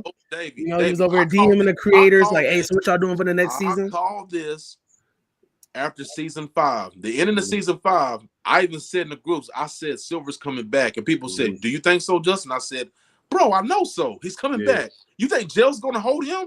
But listen, got a lot of lawyers out here, bro. But here's the thing, covered, bro. With the conclusion of his story, and then this is what I was talking about. With the conclusion of his story, did you necessarily need Silver to tell that story? You didn't. When you really think about it, did you need Silver to tell that story? You didn't. About him being sick? If you remove Silver from that equation, you don't need him in that equation. Yeah, you do, because if you don't have Silver, if you don't have Silver, you don't have the Iron Dragons. No, well, hold on. Let's exactly. That's what I was going with this. Check this out. Okay.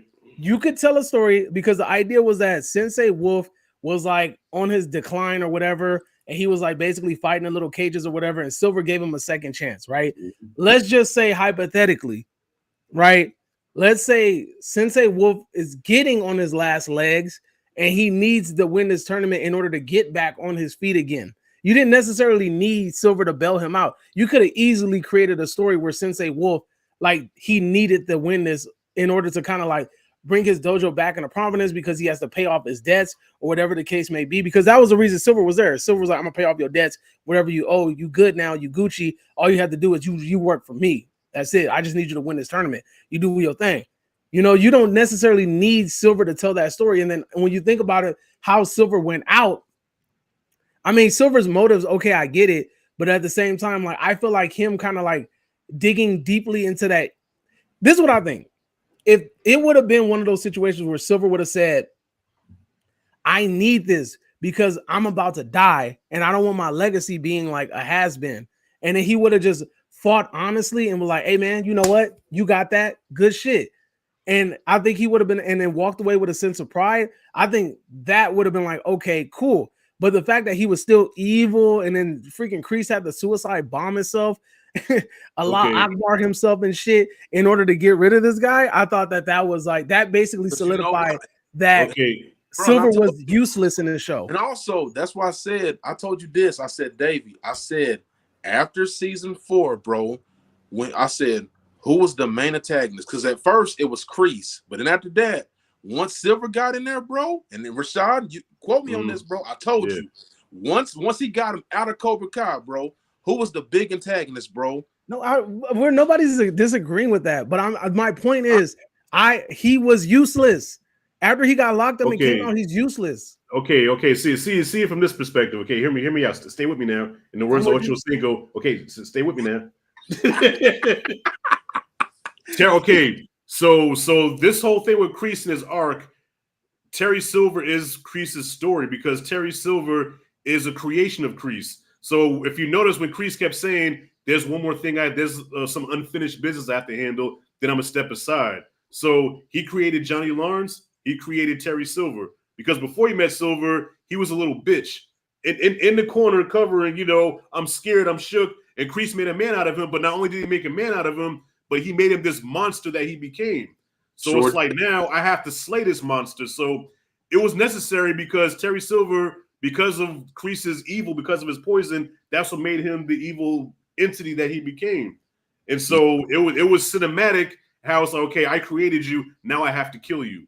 Because look at what you've done. You've created the Iron Dragons, who, because of the Iron Dragons now, a kid is dead. But the Iron Dragons already existed. They weren't created because they were the previous winners.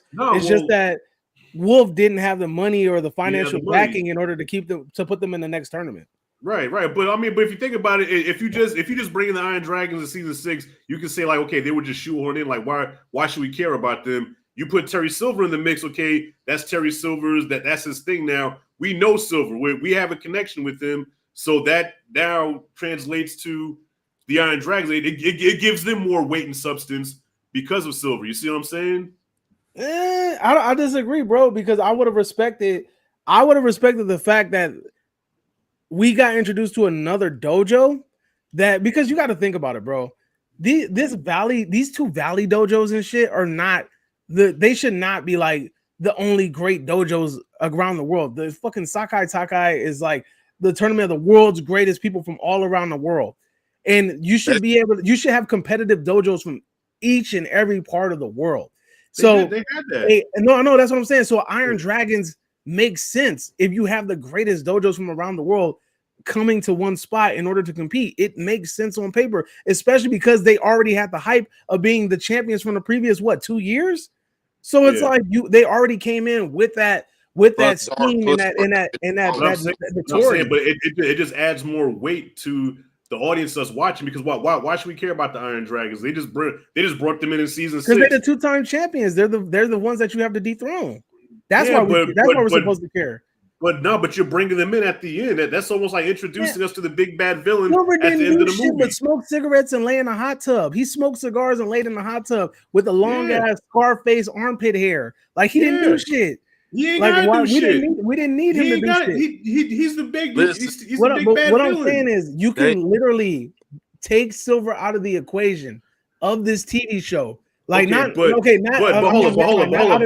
You can't. No, not out of the TV show. I'm sorry. When he's supposed to go to jail, the Sakai Takai, if you take Silver out of the equation, the story can still remain the same. No, but will you agree? But will you agree? But will you agree? No, but will you agree? Silver is necessary. Has enough resources, Davey. He's got enough resources. Why was Silver necessary? No, because like going back to what I said. I want to hear him say it again. Say it again? Listen. Respectfully, again, think about what I said earlier about Sensei Wolf's motivation, right? You saw what he did to the dude in the cage. You see that he has that killer instinct. He kind of thinks the same as Silver thinks, right? Yeah. So it's like, I can see Sensei Wolf telling Drago to do the same shit that he did, even without Silver in his ear. I don't need Silver there to tell him to do that shit. Because I can see him I want my dojo to win again. We win 2 years in a row. I'm in financial difficulty. I need this win because I need to get back on my feet, or else I'm nothing. Do what you got to do to help to get me to win. I need you to bring me back to where I was at in my social status, where I was above. I need you to bring the Iron Dragons back to where they were, back to their prominence. That makes more sense than the cigar smoking motherfucker in the background like, I got cancer. I need you to redeem me. But he's the money guy, just like in Karate Kid 3, where he hired Mike Barnes to beat Daniel. You know what I'm saying? Like he's the diabolical villain. And like I said earlier, now, Chop, will you agree? But he's unnecessary. But will you agree? He's also how's he unnecessary, David? I just explained it. Hold on. But do you agree that he was necessary because that completes Kreese's story. He's a creation of John Kreese. Yeah, Kreese had to kill. Check He this had to out. kill. He had to kill the monster that he created. Hear me out. Hear me out. Stay with me now. Stay with me now. Stay with me now. Hear me out. What if Kreese says, I got one more thing I gotta do? Okay. Motherfucker turns himself back in, whatever he redeems himself, says, like, you know what? I really did that shit. Arrest me, throw away the key. And he gets locked up in the same jail as Silver. And then you can either do one of two things, right? You could set it up for a spinoff, or you can end it there. You can have a fucking prison, a prison show with Kreese and fucking Silver in jail, living with each other, and then you find out more about Silver dying, whatever the case may be. Silver trying to run a prison. I don't fucking know. You figure out what you want to do. Or you can have these motherfuckers fight to the death. You can have them shank each other and go The Wire, or wait, what's that show called? The one where it was in jail. Hold up. What's the one? It was on HBO. Oz. You can have them go Oz on each other and shank each other up and do what they got to do. I don't really care. You could have ended the story there. It doesn't matter. Like I don't feel like Silver was necessary in the season. That's just it. It was more cinematic the way it happened, because also Johnny will never know the sacrifice that, because remember, Silver was on some, I'm gonna kidnap this motherfucking family to ensure that we win. And Kreese stopped that. You know what I'm saying? So Silver's whole thing was, he said this to Chosen, but Johnny would never know that he was going to do that. That's what I'm saying. Like, yeah, so that's making it cinematic, because Kreese did the ultimate sacrifice, and Johnny doesn't know that, but he did. That was the one good thing he did in his life, was to stop Johnny's family from getting harmed by taking out the guy that he created in Terry Silver. Hey, Dave, let me ask you this. Okay, that part I can agree with that. Okay, let me ask you this, Davey. Did Daniel know that, trying to search, more answers about, for Mr. Miyagi fighting the Sakai Takai, did he know that he was going to get kidnapped, and then the mastermind being Silver being behind it? What are you talking about, when they were in Barcelona? Yes. Man, look, again, that whole, don't even get me started on that fucking storyline. That shit was stupid. Don't even get me started on this whole Mr. Miyagi. I wasn't a big fan about that shit either. I'll be honest, I wasn't a big fan of that either. All right, that shit was dumb.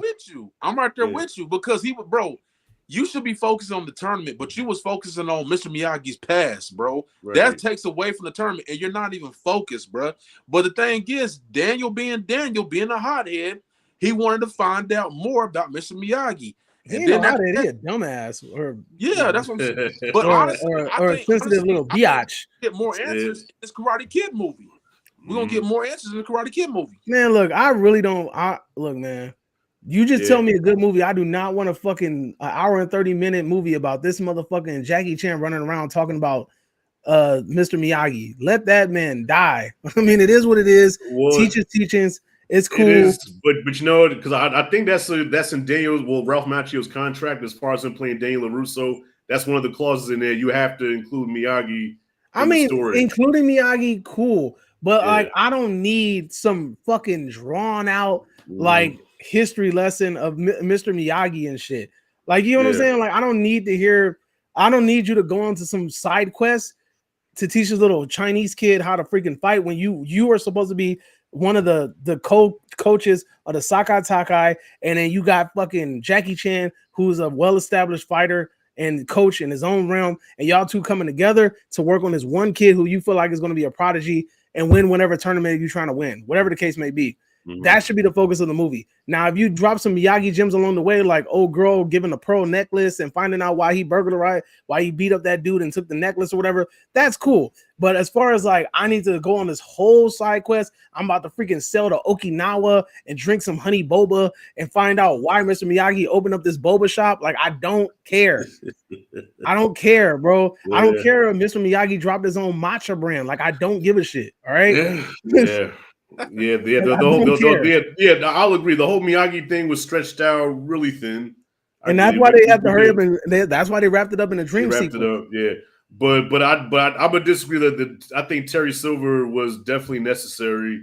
And even the way he died, because remember when he was fighting Chosen, he said, I was meant to die on the battlefield. Like, Terry Silver's a natural warrior, so it's like I don't want to die by something that I can't see. I'd rather die on the battlefield, and that's how he went out on a boat exploding. You know what I mean? Yeah. That was a little bit too cinematic for me. Motherfucker blew up a boat, but all right. It's Cobra Kai, man. Yo, all that shit's over the top, man. That shit is over the top. A show like Cobra Kai, you just gotta be like, you know what, fuck it, I'll go with it. You know. Hey, honestly, Rashad, they should do a spinoff. They should do a spinoff with Kenny and Devin and Anthony. Mm-hmm. They could. Okay, I don't know if they're going to or not. Okay, that's one issue I had with and I get it because what else can you do with Kenny's character? But the fact that he just took a back seat, I don't even think Kenny had a line in the last 5 episodes. He was just there. He was just in the background. And I'm like, Kenny's one of the best fighters y'all got. He just a background nigga now, man. Yeah, that's what I'm saying. Like, here's the thing. This is what look. Cobra Kai is over, but the way that it ended, it kind of set it up for a possible like continuation. Like there's always that door to continue. I'm worried about milking the cow dry.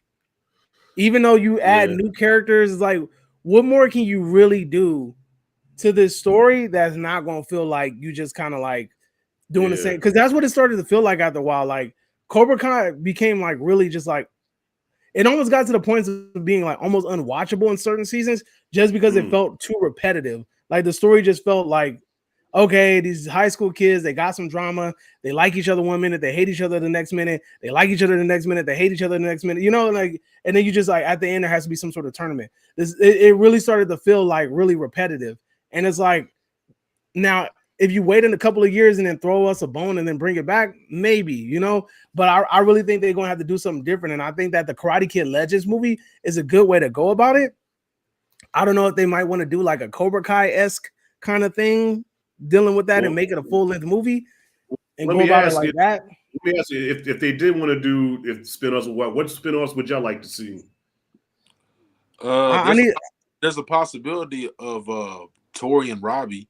A spinoff of that. There's a possibility. I mean, and you can do a spinoff of Miguel and Sam in Okinawa. Because they're going to Okinawa. So honestly, Sam's probably going to find out more information about Mr. Miyagi. So let's keep it a Milwaukee Buck though. Do we really give a fuck about Sam and Miguel's trip in Okinawa? And do we really give a fuck about Tori and Robbie? Like taking pictures and being like the fucking karate couple, you know what I'm saying? Like if they call the show Karate Couple, I'm gonna be pissed off. But anyway, karate and loving karate. It's called love. It's called Love Hurts. Love hurts. Love hurts. Well, okay. Well, here's some spin-offs that I wouldn't mind seeing. I mean, I know, Chop, you're done with the whole Miyagi thing, but I would love to see a prequel of Miyagi and Sato coming up. And how they went from friends to rivals. Let's go prequel. You know that's what I'm saying. Like you gotta give me a prequel or something. Prequel, yeah. Or I would also like to see an anime type show of the early years of Cobra Kai when Johnny was, you know, a champion before Daniel came to Cali. Show the whole Johnny journey, him and Kreese, you know, and when he was All Valley champion. Yeah. Yeah, that'll be cool. I mean, shit, even a fucking Rocky / Rambo style Kreese movie, like a prequel would be cool. Right. But I mean, look, there's a lot of shit you could do with it, but it's like it's really about like what makes sense. You know, like again, I love Tori's character, I like Robbie's character, but I'm not trying to watch them like fucking. I'm not trying to watch like a lovers quarrel while being in karate tournaments. That it honestly annoyed me while watching the show, so I can't imagine like dedicating a whole season to it. What about a Binary Brothers show that has like the same tone as like Revenge of the Nerds or Real Genius? No. Yeah, y'all not feeling the Binary Brothers? Nah. I mean, I didn't even like Dimitri being in the fucking in the last. I didn't even like Dimitri being on the team to go to the Sakai Takai. Oh, wow. That's what I'm saying. Bro, you picked him over Kenny, bro. That's whack. Yeah, that's true. Picked that nigga over Kenny. I'm like, that's what? True. Dimitri, bro? Like, and then you know what pisses me off, bro? Is that so we just wanted to acknowledge that his girlfriend forgave him for basically dancing with a girl in Barcelona because Alt was the one had him on Dry live snitch. and everything, show his girl, and like, oh yeah. And the next, he gets mad at Hawk and all stuff. He said, man, you just go in and ruin my relationship. And I'm like, and then all of a sudden, now you back in the valley. Oh yeah, she forgives you for dancing with a girl. Oh man, please, bro, you whack. Look, that's some real life shit. I see that. I see that every day, man. I can't tell me it's I she see. Be dancing with a girl anyway, bro. In the words of one of the funniest movies I've ever seen in my life, she's a hoe for show. What movie is that? What movie is that from? What's that from? How to Be a Player? Well, that too, but I was thinking another movie. Steve Carell. She's a hoe. For show. 40-year-old virgin? Yeah, she's a hoe. For show. That was she forgave me. You know how that shit go, man. Especially if they make that noise. You know what I'm saying? She made that noise. So man, I'm sorry, but Dimitri's whack. He's whack. Talk about MIT, MIT this, MIT that. Who cares about MIT, bro? Like that gum. I mean, these are kids leaving high school, so that makes sense. Yeah. What? Them caring about so much about college makes more sense than Terry Silver being the villain in season 6. I mean, bro, but here's the thing: they're supposed to be going on a tournament. He kept on talking about MIT, and because that's his future. He didn't see his future wasn't like Robbie, where it's like it's karate or nothing. You know what I'm saying? Like, like his life was like, I'm going to I just do this shit as a side hobby. I'm really just trying to build some robots type shit. Like we going to MIT, we dreamed about this shit since we was little. So like that makes sense versus like he's not trying to win no tournament. He's not. He didn't need karate. He didn't need karate. You know what I mean? Yeah, no, I'm like, bro, but still picking him over Kenny, bro. And I'm like, man. I mean, of course, like when you look at it in retrospect, old girl made more sense than him. But Devin? Yeah, Devin. Mm-hmm. Even though she was completely fucking useless over there. But you know what? But Dimitri wasn't, because remember in the All Valley, he gave Robbie some problems. See, but look, check it out. He surprised Robbie. This is what they should have did. Now, you ever see Little Giants? Yes, I did. Yeah. All right, bro. He should have been the playmaker, bro. What is it called? What was that? What was the play that he made at the end? Oh, the annexation of Puerto Rico. The annexation of Puerto Rico. He could have been that dude. He could have did that, bro. The annexation of Puerto Rico. He could have been that guy. Like the whole you can't throw the ball to Johnny. I'm Johnny. Right? He could have. I'm telling you, that would have made more sense. He could have been a playmaker. Yeah. Yeah. Possibly. But, possibly. Yeah. Poor Robbie though. If you notice, Robbie's like the only one that didn't win a tournament. That's what I was saying. That's the thing that to me it made more sense for Robbie to like win. You know what I'm saying? Like, and it was funny because even I was thinking that shit too. I was like, ooh, if they do the Mr. Miyagi hot thing, I was like, come on, do it. I felt like that would have made more sense if he would have did it and tried to crane kick him and then miss and like fuck up and then still get hit. I would have been like, all right, at least went out like a G, Yeah. But you gotta think though, Robbie started with Miyagi. He didn't start with Cobra Kai first. He started with Miyagi. Facts. So that's the reason why it made more sense for Miguel. Miguel and Johnny. And I agree. And I agree with that decision, but it's just kind of fucked up that Robbie lost the All Valley twice, loses Sakai Takai. You know what I'm saying? Like his claim to fame was kicking Miguel over the stairwell and beating him for the qualifier spot to get on the team, to be the captain. Yeah, because Miguel made short work of that fucking big ass dude, Axel. Yeah, well, you know why? Because when they did the whole simulation thing, he knew all of Axel's moves. That's why he was able to tag him as quick as he did. Yeah, but Axel switched the style up. Sure, when he switched the style. When he did the little thing like this, like little Mortal Kombat stand. Yeah. He did well, and I ain't gonna lie, I was laughing because Miguel was giving him that work at first, right? And then when Axel switched it up, he started fucking Miguel up, man. When he kicked Miguel so hard that his head bounced off the shit and his headband came off. And remember, Axel was coming to finish him. Miguel was like, and that bell rung. I was like, hey, Rashad, I did this. I said, boy, you lucky. That bell didn't ring. All I heard, I'm telling you, the only thing I heard while I saw him running towards him was Spike don't play with girls. That's all I heard. That's all I heard. Spike don't play with girls. Hey, That's it. That's all I heard. I'm gonna be honest with you. Like Louis Tan, like that fight with him and Johnny. Man, I'm gonna tell you something, bruh. Man, I ain't gonna lie. The dialogue that he told him in that locker room, he said, I admire your confidence. He said, I really do. But he said that something about this fight of this magnitude. He said that your daughter, he said something about your daughter. He said something about that, oh, your family's gonna be there for you. They're gonna cover you. They said it's gonna be all right. He said, when you're out on the stretcher. When he said that, bro, I was like, dang, this nigga's going. See, that's what I'm saying. You don't need Silver because that was Silver he did all that shit without. He said all that without Silver in his ear. I know, but even you said, Chop, that he wasn't a believable evil. So no, he's really not. He's not. So do you not think Silver's necessary to fill that void of him not being evil enough? No, because even Silver's motives made sense, but his willingness to go that far to like to for a legacy, like because at one point it really felt like he was just like, look, like, and he was being vulnerable, and he was like, look, dude, like I'm dying, like this is my last chance, this is my legacy, like I'm trying to leave something behind, like I ain't got no kids, I ain't got nothing, it's my legacy I need to leave behind. And it's like you would think that somewhere along the lines you'd be like, you don't want a tainted legacy, like if you're gonna leave a legacy behind, then let it be like a legacy untainted. Like you want it to be definitive, like I won this fucking tournament because I was a better person.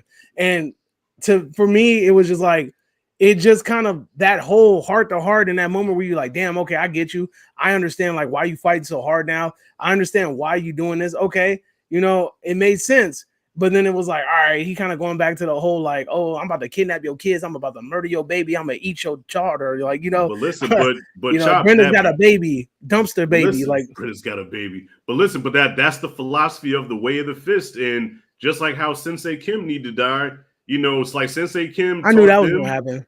You know what I'm saying? So that all that came from Sensei Kim. So with Kim and Kreese and Silver dying, that is the end of the way of the fist. Like that old school Cobra Kai philosophy is now dead. It died with them. But that's all that was. Yo, I ain't gonna lie, because when we was watching, me and my wife was watching it. She told me, she said Sensei Kim's gonna kill Kreese. Justin said she's got that knife, and I said no. I said, babe, I think she's gonna kill her grandfather. I think because you gotta think, bro. He been torturing her since she was a little girl, bro. He was torturing her. Like he grabbed a hold of her while she's a little girl. Yeah, but that's what when you really think about it, that's what he was training her for. Like, if you really want this, kill me and then take what you want. That Shaw Brothers Kung Fu Theater 101. You have to kill the master to become the master. Boy, and here's the thing. When he had her in the chokehold and she did this and then she let her hands down and then she used that technique and everything. Boy, and then blood came out. He said, perfect. I was like, yikes. Yep. That's the Cobra Kai. That's how they think. And that was Silver's mentality. So Chop, going back to what you were saying, you're saying it doesn't make sense. It makes perfect sense because that's how he was poisoned. That's what he was taught. And that's what he carried with him his whole adult life. And that's why he had to die the way he died. Yeah. But now that's over. But now that's over with. Now it's Johnny. I really wish that Kreese, I know he had to sacrifice himself, because that's what I'm saying. He sacrificed himself, for Johnny, because I knew, because Silver's gonna find a way. He wants to cheat and everything. He wants to find a way to try to get somebody off balance, because he done it with Daniel a couple times. He did it with Johnny a couple times. Well, he did it with Johnny a couple times. That's what his motives are, is to get somebody off balance, get them off their A game, so that when they do, have to have a fight or something like that, or the students have to fight, they're psyched out. That's the reason why. Because I ain't gonna lie, I like the dialogue when Kreese said, I seen that look. He said, I remember that look before. He said, whatever you got planned for Johnny, he said, it ain't gonna happen. And he was over there. I was like, oh, bro, that's tight. I said, it's tight. And he threw that cigar in his face, bro. I was like, that's some gangster shit right there. When you think about it, that's some gangster stuff right there, bro. Then we had the bad stunt doubles. Of course. Of course. You had that stunt double, bro, with the freaking with the psycho Bates Motel wig. You saw that shit? Yeah. For the silver, that shit was ugly. But yeah. Well, look, let me ask y'all this because I was talking to my daughter about this also. The fight with Miguel and Axel, I felt like Axel deliberately lost that fight just because he was tired of being a puppet for Wolf. Yeah. And also the theme of this show is always, you heard this so many times in the show, they say, what are you fighting for? You know, if you're fighting against something, you're not going to win. If you're fighting for something, you usually come out on top. Axel really had nothing to fight for. He had a sensei that was abusing him. That was, because he had a chance to finish Miguel. Bro, that goes out his head, bro. I'm like, how can you take that, bro? Yeah. Because dog, if you think about it, he had the chance to finish Miguel off because they said when Miguel pivots, he leaves his back exposed, and he had a chance to do it, but he's like, fuck that, man. I don't want to do this no more. So I feel like he lost that fight on purpose. I don't think he lost it on purpose. I think that he wanted to win. If he wanted to win, it wasn't because he wanted to win based off of an unfair advantage. He wanted to come out truly on top. Right. I think that because that's what the whole point of karate is in fighting is like to see who's the best. Like it's not really like, okay, like I'm going to permanently put you out on the floor like on purpose because I don't think I could go 3 rounds with you, you know? Mm-hmm. Well, the reason why I say that too is because the last move that he tried, because Axel's a very smart tactical fighter. Like when he fought Robbie the first time, they said, wow, his defense is on point. His offense is even better. He's a perfect, complete fighter. So when he did that last move where he went for a sweep, and you see his sensei like you can tell like he's throwing the fight. Come on, there's no way. And then as soon as he did that, what happened? Miguel came and kicked the shit out of him. Sure did. So I feel like he threw the fight because he was just tired. I'm tired. I'm tired, man. Then of course for Sam too, she knew that Sam, that was her nigga. So it was like, well, you know what? Fuck it, man. I'm just gonna bow out gracefully. And that's what he did. I feel like on his best day, there's no way Miguel beats Axel, man. No way. Nah, bro. So because in the second part of the season, bro, nobody could beat Axel, bro. He literally they couldn't land a point on him. Nobody could land a point. Nobody, because he was like easily, bro. Like even Quan. Look, Quan was like the second best fighter there, and Quan couldn't take that ass whooping. That's why he picked up that knife. Sure did. And we all seen what happened after that, bro. Try to do that spin. First of all, I'm saying this. Why you gotta try to do a spin kick, bro? And knowing he's right there backing up, he's waiting for you to do that spin, and he kicks your leg, and then after that, you turn over and the knife hits you dead in your chest, bro. I'm like, bro. Well, I don't think he anticipated that leg kick. That was actually really smart because usually if you see a kick come like that, you'll block it from here. So the fact that he went for the lower leg, I guess that was an unexpected move. He said, "Oh shit!" That was probably his last thought when he kicked his leg. Oh shit! I didn't see that coming. You see that coming. But yeah, that's what happened. So, but real quick, fellas, before we head out of here, any movies we looking forward to this year? Like, what's the one movie that you looking forward to this year? What's the Michael B. Jordan vampire joint? Sinners. Yes, I really want to see that. I want to see that one. Yeah, I gotta tell you something too, bro. Somebody came at me and Darrell on our channel, talked about. I'm glad that Chop stepped in. This mofo said that I've been around longer. I know how to analyze trailers. I know how to, and they said basically, y'all don't trust Ron Coogler's vision for this movie. You gotta give them context. So basically, what happened was they said that they feel like D&J said they feel like there was too much given in the trailer. And that's why I didn't watch the trailer. That's why I didn't either. They said that they feel like there was too much given away in the trailer. So somebody told them like, oh, like you shouldn't be talking, whatever, like Ryan Coogler, trust the process. He knows what he's doing. There's obviously more that he's hiding and not telling you or whatever, blah, blah, blah, whatever. And he tried to use his age as a reason to why he knows more than them. Oh, Jesus. I know. Well, you know what? Well, bro, that's why I avoid trailers now, man, because trailers show way too much. So I don't know if y'all seen that movie Companion with Jack Quaid. I want to see that. Okay. I haven't watched it yet. Did you watch the trailers though? I watched the first trailer and I didn't know what the fuck it was about, so I refused to watch any of the other ones. So that's what I did. So I watched the teaser. I didn't watch the full trailer. So when I came into the movie, I didn't know nothing. And so what happened. I was like, oh shit. And it led to a great experience. But then after the movie was over with, I watched the full trailer and I said, well, damn, they gave away the twist in the damn trailer. Yeah. I said, why the fuck would they do that, man? Like you just ruined the whole experience.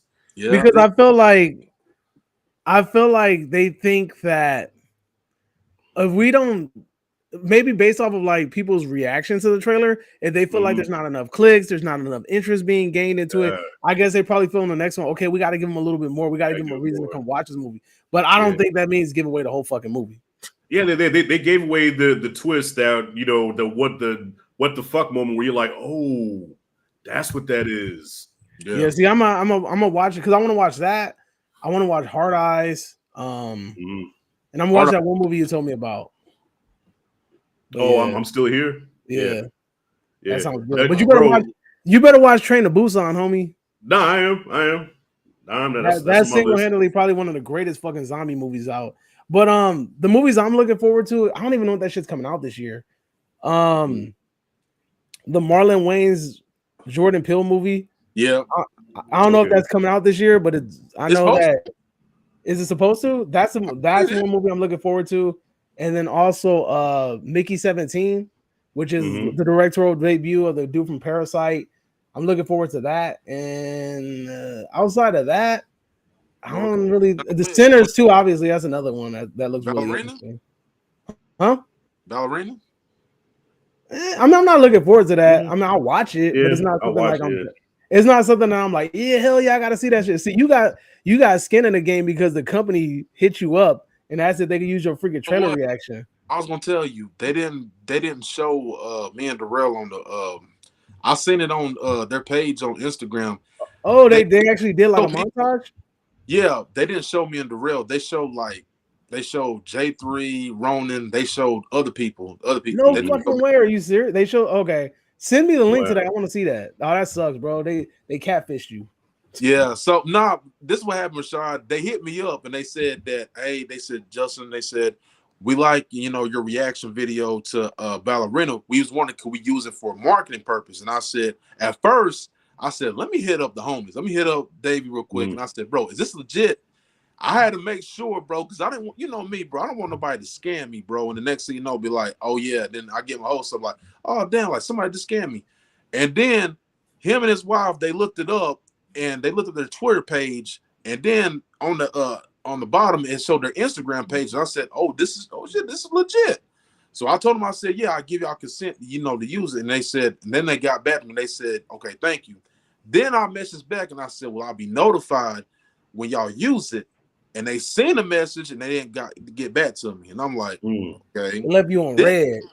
Wow. I was like, dang. So then I see the montage. I said, okay, do they have me and Darrell on there? And then I was like, nope, they didn't. I don't know if they're going to have another montage to hype this movie up or what. I don't know. But yeah, send me the link to that montage. Damn, that's that Varnell Hill, you know, Hollywood talk. Like, hey, Mark, you coming out to Cali anytime soon? Damn. If you was in Cali, you'd be on my show. That's funny. Yeah, remember, hey, Mark came to Cali, Varnell dissed him. Yeah. I mean, yeah, but it was good for them to hit me up, you know, with the knowledge. Yeah. I mean, I was being the real, but definitely. Now you got to trash their movie. Show them who they fucking with. Now, you got to snuff the film. Snuff, really? Yeah, I don't care. I still say that to this day. I don't care. Yes. Snuff you, son. You heard? I noticed that nobody said Fantastic Four Superman. Yeah, y'all don't want to see that? Okay. I don't like Superman. For me, I don't like him. Yes, Fantastic Four is looking cheesy, bro. That trailer looks cheesy, bro. But that's the Fantastic Four. I tell people that I'm like the Fantastic Four is a cheesy comedic group.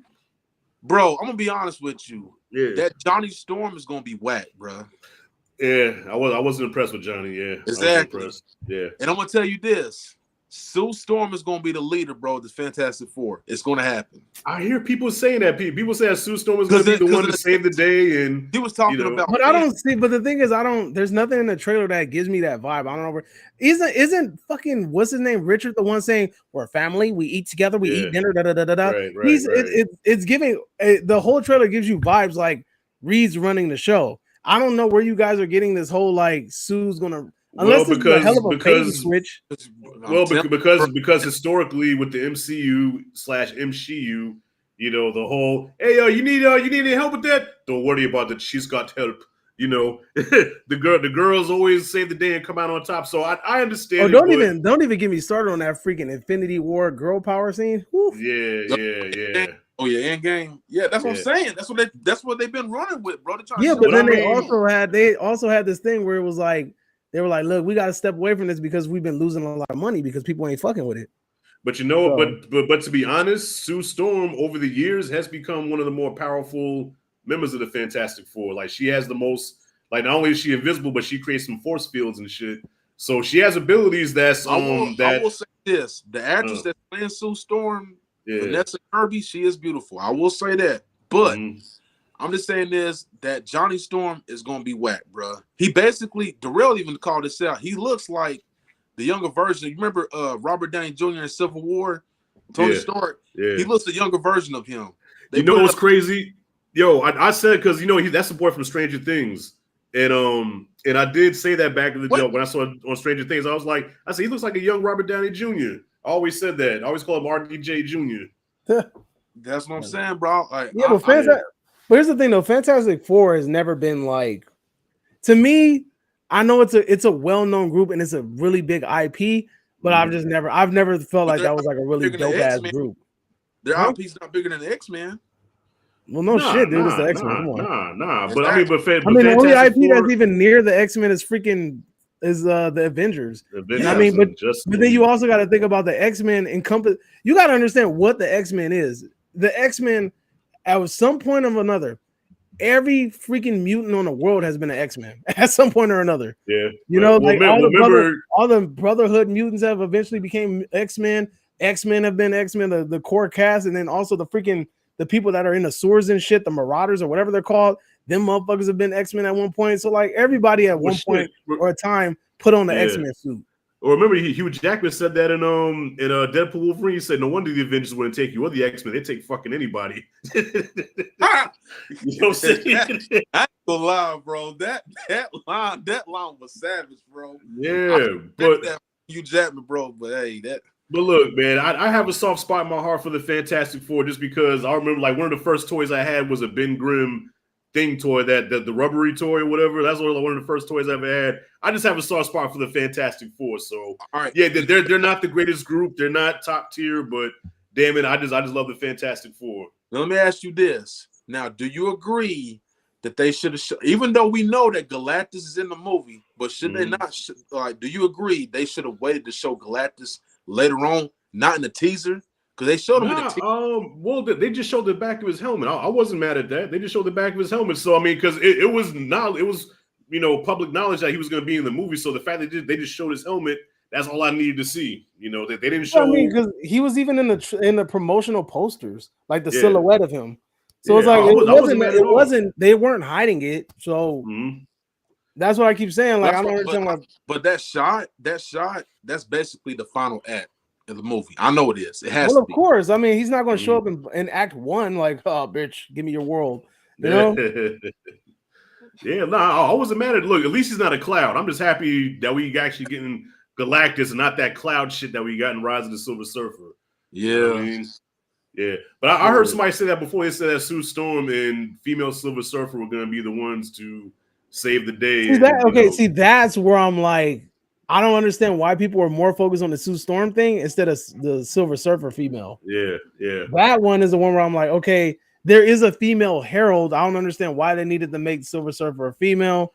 Yeah, sure, there's a female Silver Surfer in the comics like down the line, but at the same time, the original Herald is a male, and then he has that other one that's like she's like fire-ish. I don't know her fucking name, but she has like she's like Johnny Storm, and then she ends up becoming a love interest for Johnny. So it's like there's options on the table, but again, I don't know. Fantastic Four. I thought this would have been their opportunity to introduce Doom, but I guess not. They're not. So Doom's gonna be introduced in what Doomsday, right? Yeah, Avengers Doomsday. Yeah. But honestly, I think in this movie it's gonna. I think in this movie it's gonna have Galactus and the female Silver Surfer, and I think that Doom is gonna show up in the post-credit scene. What about if Galactus turns up and then it's like a female, like it's Galactus with tits? When do you get off having tits? Yeah, bro. Don't make me. And a robotic thong. That, bro. Don't make me do that, bro. Don't make me do that. Like it shows up. Wait a minute, those what I think they are.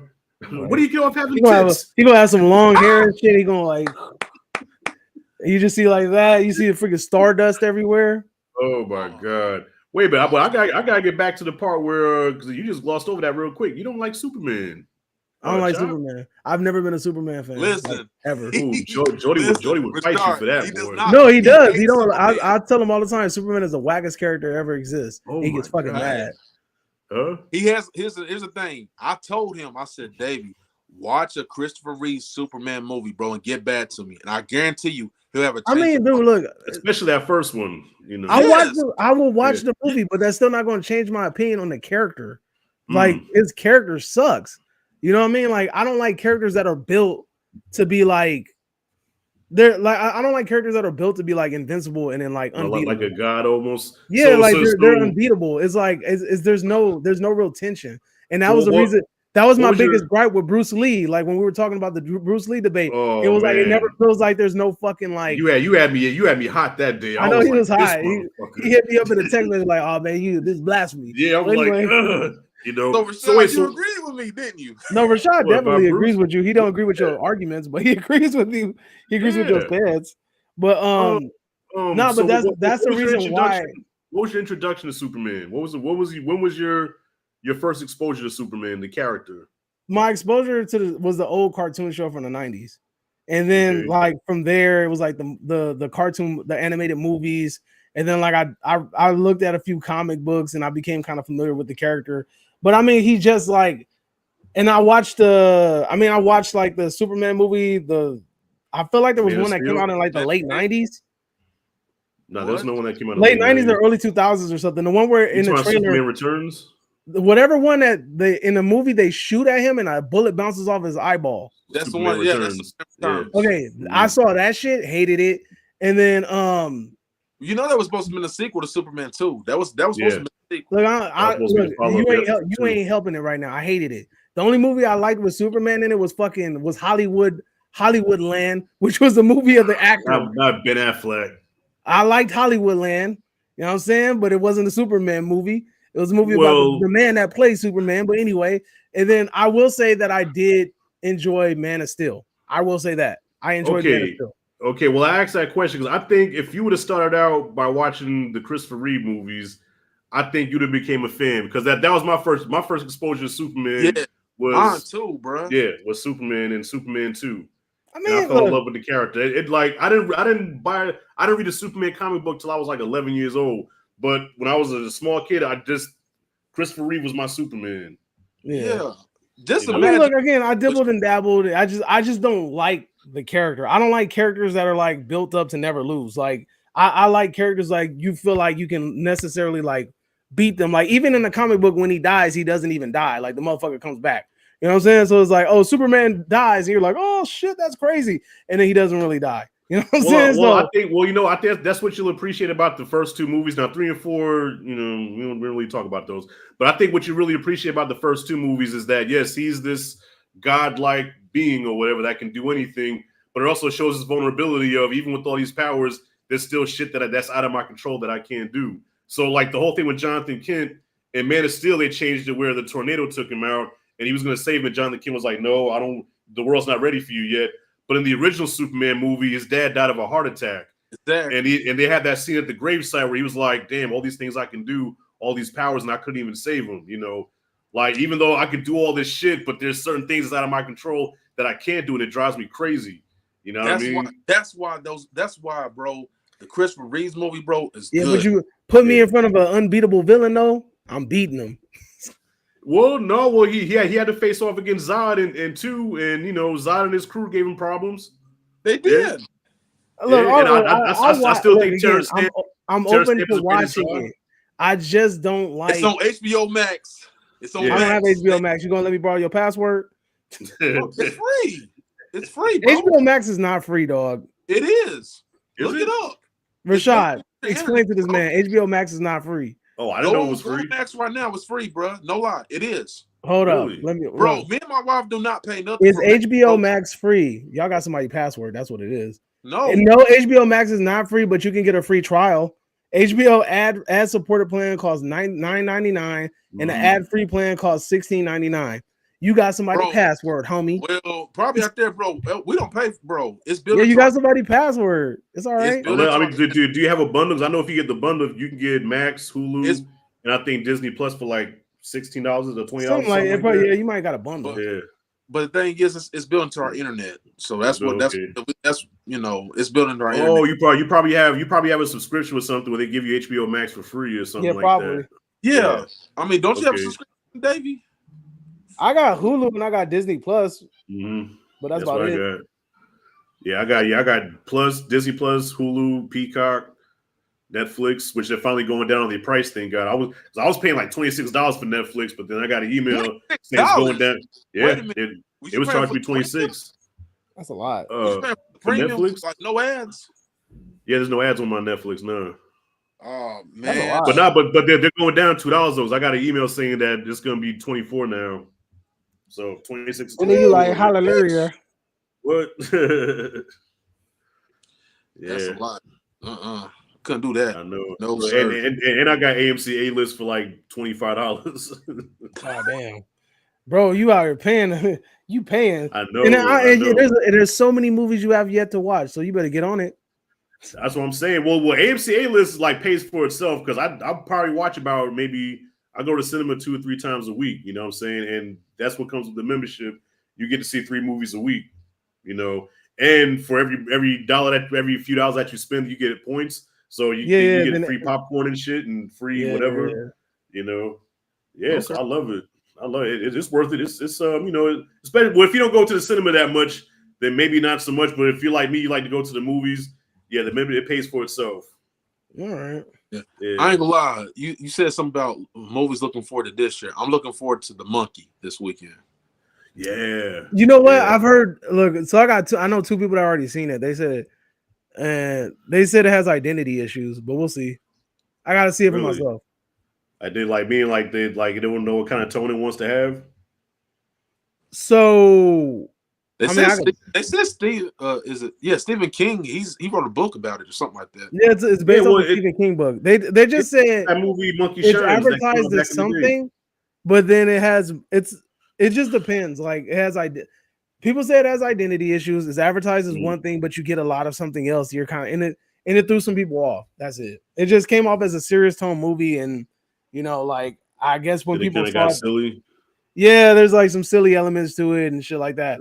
So like if you watch like Korean movies, like that's like typical shit.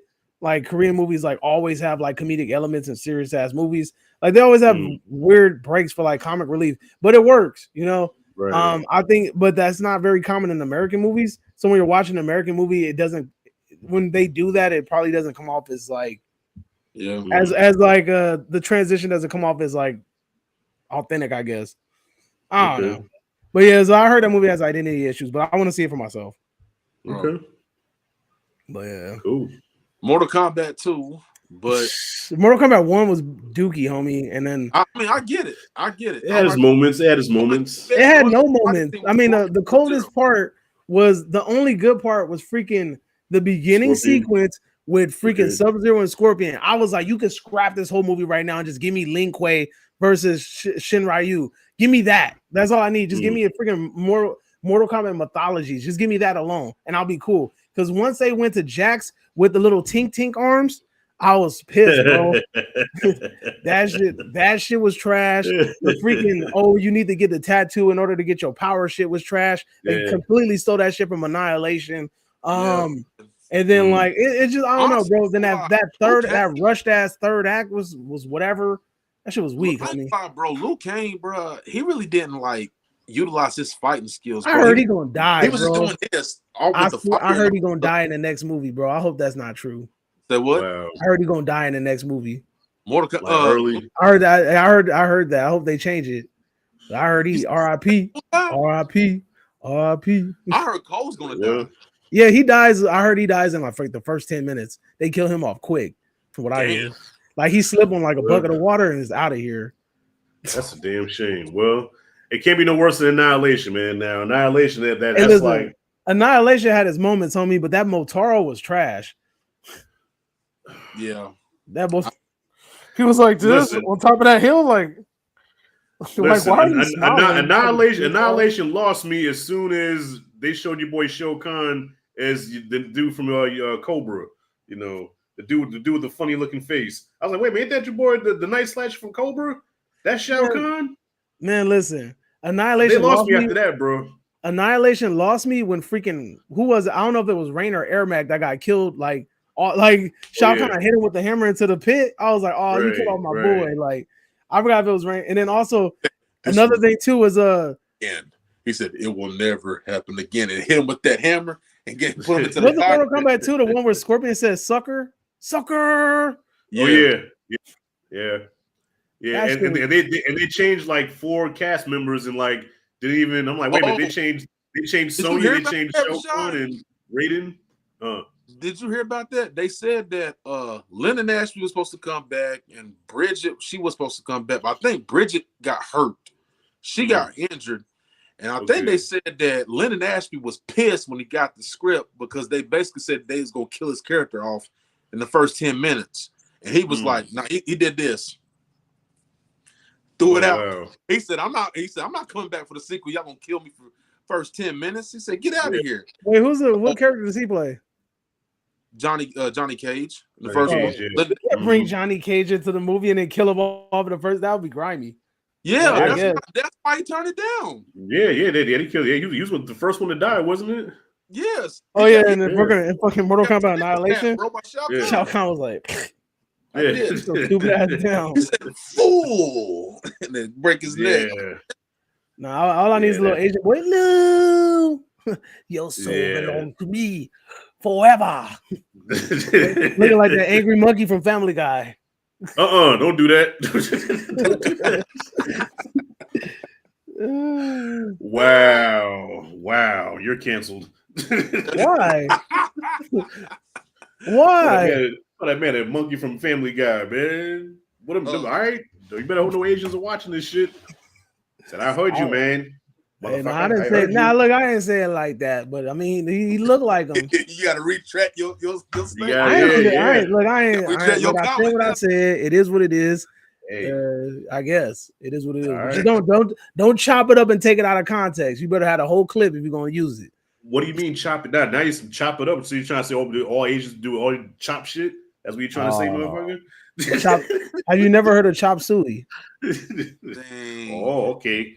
Very funny. Very funny. I make a special wonton soup for him. That's funny. But yeah, man. Hey, man. But thank you guys for pulling through, man. We did a freaking 3 hour. That was nice. Was it? Fun. Yeah, dog. 3 hours, man. I didn't even notice that. This thing for 3 hours. But we can talk, can't we? No, we for sure can. I mean, but yeah. So look, we're gonna try to run this back maybe in like a week or something. See if we can bring some more people in. Anybody that's in the comment section that's still here, I see a couple of people. 2 people are apparently watching. So what's up to y'all? Say something in the chat. Thank you guys for sticking around and watching. Hope you guys had a fun-filled festive day today with us on this President's Day. You know what I'm saying? Yes, I'm out for presidents. Yes, sir. I'm out for presidents. Dead presidents represent me. But yeah, so if you guys want to check out Rashad G reviews, go ahead and check it out. I will drop a link to his channel in the description. And also thank you, Justin, for pulling up late. I know you just got off of work and whatnot, but I know you wanted to hop in and give your take on Cobra Kai and all the other stuff. So thank you for pulling up. Really appreciate that. I'll also link his channel in the description. They just did a review for Captain America. He also did a review for Cobra Kai.